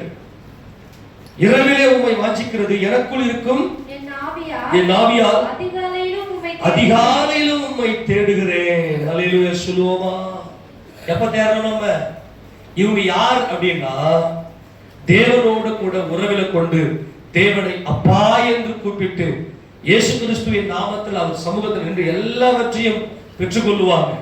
எல்லாவற்றையும் பெற்றுக்கொள்வாங்க. என் அப்பா நீங்க ஆண்டவரே, என் ஏசப்பா நீங்க எனக்கு எல்லாத்தையும் செய்யுங்க சொல்லி அவரோடு எல்லா காரியத்தையும் நல்லா கவனிங்க. ஒவ்வொரு நாள் நீ என்னென்னலாம் செய்ய போறாங்களோ மொத்த ஷெட்யூலும் ஆண்டவர்கிட்ட சொல்லிட்டு தான் காலையில் எழுந்து வருவாங்க. அவரோடு உறவாடி நல்லா அவரை பாடி துதிச்சு ஆராதனை பண்ணி, இவர்கள் ஜீவன் உள்ளவர்கள், மீதி பேர்லாம் செத்து போன கூட்டம். இந்த அதிகாலை ஜெபம் பண்ணாதவங்க செத்து போன கூட்டம். பிசாசு ஜெயம் எடுக்கலாம். அவன் இவெல்லாம் ஒன்னுத்துக்கு வேலைக்காக மாட்டாண்டவரே, இவெல்லாம் சும்மா டம்மி பீஸ், நீ சும்மா வச்சுன்னு ஓட்டுங்க, மீதியை நான் பார்த்துக்கிறேன்னு சொல்லி அவன் வேலையை பக்கவா ரேஸ்ல வச்சு நடத்திட்டு போயிடுகிறான் இப்ப சில பேர் இல்லையா? இந்த காலை ஜெபம், அந்த அதிகாலை ஜெபம் நம்மளுடைய இதயத்துக்குள்ள வாஞ்சை நமக்குள்ளே பொங்கி எழ வேண்டும். அப்போ சிலுவையில மரித்த அந்த மரணத்தினுடைய அந்த வெற்றி, என்னை குணமாக்கின அந்த வேள்வி எனக்கு எப்ப தெரியும் அப்படின்னா, முதல்ல இயேசு கிறிஸ்துவின் அண்டையில வந்திருக்கணும். அவதான் நான் சொல்லி முடிக்கிறேன். நீங்க இயேசு கிறிஸ்துவின் அண்டையில, அவர் பக்கத்துல, இவரிடத்துல வந்தா இவரிடத்துல வல்லமை இருக்கிறது. எனக்குள்ள இருக்கிற எல்லா வியாதிகளும் போராட்டங்களும் பிரச்சனைகளையும் தீர்க்கிறதுக்கு என் இயேசு கிறிஸ்துவுக்கு வல்லமை இருக்கிறது. அவர் தேவனுடைய குமாரன் அப்படின்னு வந்துட்டனாவே உன் சரீரத்தை கெடுத்த, உன் சரீரத்துக்குள்ள இருந்து உன்னை அழித்த எல்லா பேய வெளியே ஓடி போயிடும். ஆமென் சொல்லுங்க பார்க்கலாம். ஹல்லேலூயா சொல்லுவோமா? இனி சத்துரு உன்னை தொட முடியாது. இந்த அனுபவத்துக்குள்ள நீ வந்தா மட்டும்தான் உனக்குள்ள ஒரு நல்ல சரீரத்துல ஒரு நல்ல சுக பலன் ஆரோக்கியத்தை நீ அடைஞ்சா மட்டும்தான் அவருடைய உயிர் தேர்ந்த வல்லமைக்குள்ள போய் அவருடைய மகிமைக்குள்ளாக உன்னுடைய சிந்தையை வச்சு நீ ஜெயம் எடுக்க முடியும். முதல்ல நீ இயேசு கிறிஸ்து அன்னைக்கே வராத பட்சத்துல எப்படி நீ அந்த மகிமைக்குள்ள போவ? கொஞ்சம் நல்லா யோசிச்சு பார்க்கலாம். நல்லா இன்னைக்கு என்ன பண்றோம்னாக்கா, எல்லா பிள்ளைகளையும் இந்த பிசாசுக்கு நம்ம இடம் கொடுத்து நல்ல டிவி, பெரிய டிவி வாங்கி வச்சுட்டு, தம்பி கார்ட்டூன் பார்க்கறானா, அக்கா சினிமா பார்க்கறாளா, தங்கச்சி நாடகம் பார்க்கறாளா, நம்ம சபையில உட்கார்ந்து. இப்ப நான் என்ன சொல்றேன்னா, இந்த பிள்ளைங்க எல்லாமே தேவ சமூகத்துல கொண்டு போகணும், அவங்க எல்லாம் குணமடையணும், இந்த மாம்சத்தோட ரத்தத்தோடு இருக்கக்கூடிய இந்த சரீரம் எல்லாம் உயிர் தெரிந்து சீயோனின் ராஜாவுடைய ஆளுகைக்கு நேரா போகணும்னு சொல்லி பிரயாசப்பட்டு நாம என்ன செய்யறோம்? எல்லாரும் நட்டின்னு வரோம் இல்லையா? ஆனா என்ன நடக்குதுன்னா, எல்லாம் டிவில வாங்கி வச்சுட்டு அந்த பிள்ளைங்க எப்படி நீ என்ன வசந்த சொல்லி நீ என்ன பண்ணுவ, நைட் எல்லாம் உட்காந்து டிவியை பார்த்துட்டு அந்த நைட்ல அந்த பிள்ளைங்க அந்த நினைவுகளோட படுத்தாங்கன்னா அந்த பிள்ளைங்களுக்கு என்ன, எப்படி தேவனோடு கூட உறவுல அந்த பிள்ளைகளை வளர்க்க முடியும்? யோசிச்சு பாருங்க பார்க்கலாம். இன்னைக்கு ஏகப்பட்டது நீங்க பார்த்தா, நீங்க இன்னைக்கு ஸ்போர்ட்ஸ் எடுத்துங்க. இன்னைக்கு அதே மாதிரி பார்த்தீங்கன்னா, இன்னைக்கு இந்த ரியாலிட்டி ஷோ எல்லாமே பார்த்தீங்கன்னா, இன்னைக்கு எல்லாமே பார்த்தீங்கன்னா சினிமாவை விட இன்னைக்கு இந்த ஷோ தான் இன்னைக்கு இந்த டிவில பண்ற இந்த காமெடிங்க. ஐயோ, இதெல்லாம் ஜனங்களை போட்டு ஈர்த்து வச்சுக்கிறது. தேவனோடு கூட இருக்கக்கூடிய இந்த உறவை இன்னைக்கு வேற மாதிரி நாசமா போக்கி உட்காந்துருக்கீங்க எல்லாமே. கொஞ்சம் யோசிச்சு பாருங்க, உங்க குடும்பங்களை நீங்க என்ன செய்ய போறீங்க? கர்த்தர் சொல்றாருங்க, என்னுடைய ஆத்துமா வாஞ்சியா இருக்குது ஆண்டவரே, அதனால நான் அதிகாலையில எழுந்து உங்களை தேடுறேன்னு சொல்லி. அப்போ முதல்ல நல்ல சத்தியத்தை நல்லா புரிந்து கொள்ள வேண்டும். என்னைக்கு நம்ம ஏசப்பா கிட்ட வந்துட்டோமோ அன்னைக்கே எல்லாமே நம்ம விட்டு போயிருச்சு. நான் இப்போ சொல்றேன், ஒருத்தர் தீரான குடிகாரா இருக்கிறாரு அப்படின்னா அந்த குடிகாரருக்குள்ள அப்படிப்பட்ட அசுத்த ஆவிகள் என்ன செய்யணும், உள்ள வந்து உட்கார்ந்து இருக்கும். அது என்ன செய்யணும், உள்ள போயிட்டு உள்ள இருக்கிற எல்லா பார்ட்டியும் அழிச்சு ஒண்ணுமில்லாம போட்டு நல்லா நாரனை கீழ்ச்சி தூரம் போடும். அப்பதான் அது வேலையே தெரியும். அப்ப அந்த குடியினுடைய ஆவியை விட முடியாது. அப்ப இயேசு தேவனுடைய குமாரன் அப்படின்னு சொன்ன உடனே அந்த விசுவாசத்துக்குள்ள வந்ததுமே அந்த ஆவிகள்லாம் வெளியே போயிடும். அந்த சரீரத்தை கெடுத்த அந்த உடல் உறுப்புகளை எல்லாம் இயேசப்பா மறுபடியும் புதுப்பிப்பார். ஆக ஏதேனில தேவனை விட்டு வெளியே வந்த அந்த அந்தகாரத்தின் ஆவி இன்னைக்கு மனுஷனை விட்டு பிரிக்கிறது. எப்படி வந்து குடி போதையில வந்து அந்த அந்த அந்த அந்த குடி மேலேயே மோகமா இருக்கணும், அதே மாதிரி அந்த டிவி சினிமா மோகங்கள், செல்போன் மோகங்கள். செல்போனை ஒரே ஒரு 10 நிமிஷம் கூட உன்னை கீழே வச்சுட்டு இன்னைக்கு யாராலும் இருக்க முடியல. இன்னைக்கு அது எல்லாம் இன்னைக்கு ஒரு மரணம். இன்னைக்கு எல்லாருக்குள்ள இந்த மரணம் இருக்கிறது. இந்த மரணத்தை விட்டு நம்ம வெளியே வந்தா தான் நமக்குள்ள ஒரு பரிபூர்ண சுகம் உண்டாகி தேவ சமூகம் இருப்போம். அதைத்தான் கர்த்தர் சொல்றாரு, இனிமே சத்துரு வந்து உங்களை உன் பக்கமா கடந்து வருவது இல்லை. கர்த்தர் நல்ல இஸ்ரவேல் ஜனங்களுக்கு வாக்குத்தத்தம் கொடுக்கிறாரு. இனிமே வந்து எந்த ஒரு பாபிலோனோ இல்ல மற்றவங்களோ வந்து உங்களை அடிமைப்படுத்த முடியாது.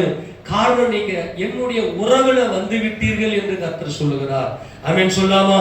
முதல்ல இயேசு கிறிஸ்து மாம்சத்துல வெளிப்பட்ட இயேசு கிறிஸ்துவால எல்லாம் செய்யக்கூடும். அவர் தேவனுடைய சர்வ வல்லவருடைய ஒரே பிறன குமாரன் என்று நீங்க விசுவாசிச்சீங்கன்னாவே எல்லா வியாதியும் உங்களை விட்டு போயிடும். இரண்டாவது, அவருடைய அந்த மகிமையை நீங்க நோக்கி பார்த்தீங்கன்னாவே சிலுவையில என் பாவத்தை சுமந்து தீர்த்தார் என்று நீங்க விசுவாசிக்கும் போது உங்களை அவர் குணமாக்கி பரிபூர்ண சுகபலத்தோட கூட அவர் மறுரூபத்துக்குள்ளே கொண்டு போக அவர் வல்லமை உடையவராக இருக்கிறார். இந்த ரெண்டு டிஃபரெண்டை நீங்க நல்லா புரிஞ்சுக்கணும். நீங்க நல்லா புரிஞ்சுக்கினாக்கா உங்க வாழ்க்கையில நீங்க சரியான பாதையில கடந்து போக முடியும். ஆக உண்மையிலேயே நீங்க இயேசு கிறிஸ்துவை வந்துட்டீங்க அப்படின்னா கண்டிப்பா உங்களால அதிகால ஜபத்தை விடவே முடியாது. உங்க மனசு ஆட்டோமேட்டிக்கா 4 மணி ஆயிருச்சா உங்க கண்ணு விழிச்சுக்கும். கண்ணை விழித்துக் கொண்டு அவரோடு நல்லா உறவாடுவீர்கள்.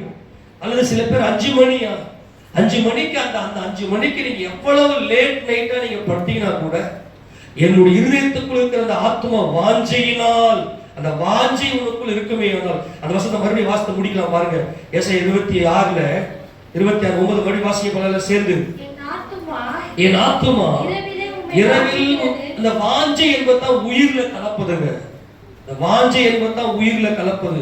என் ஆத்துமா இரவிலே உம்மை வாஞ்சிக்கிறது, எனக்குள் இருக்கிற என் ஆவியால் அதிகாலையிலும் உம்மை தேடுகிறது. அந்த ஆவி என்ன பண்ணா கவனிங்க, எனக்குள் இருக்கிற என் ஆவியில அந்த வாஞ்சை வந்துருச்சு.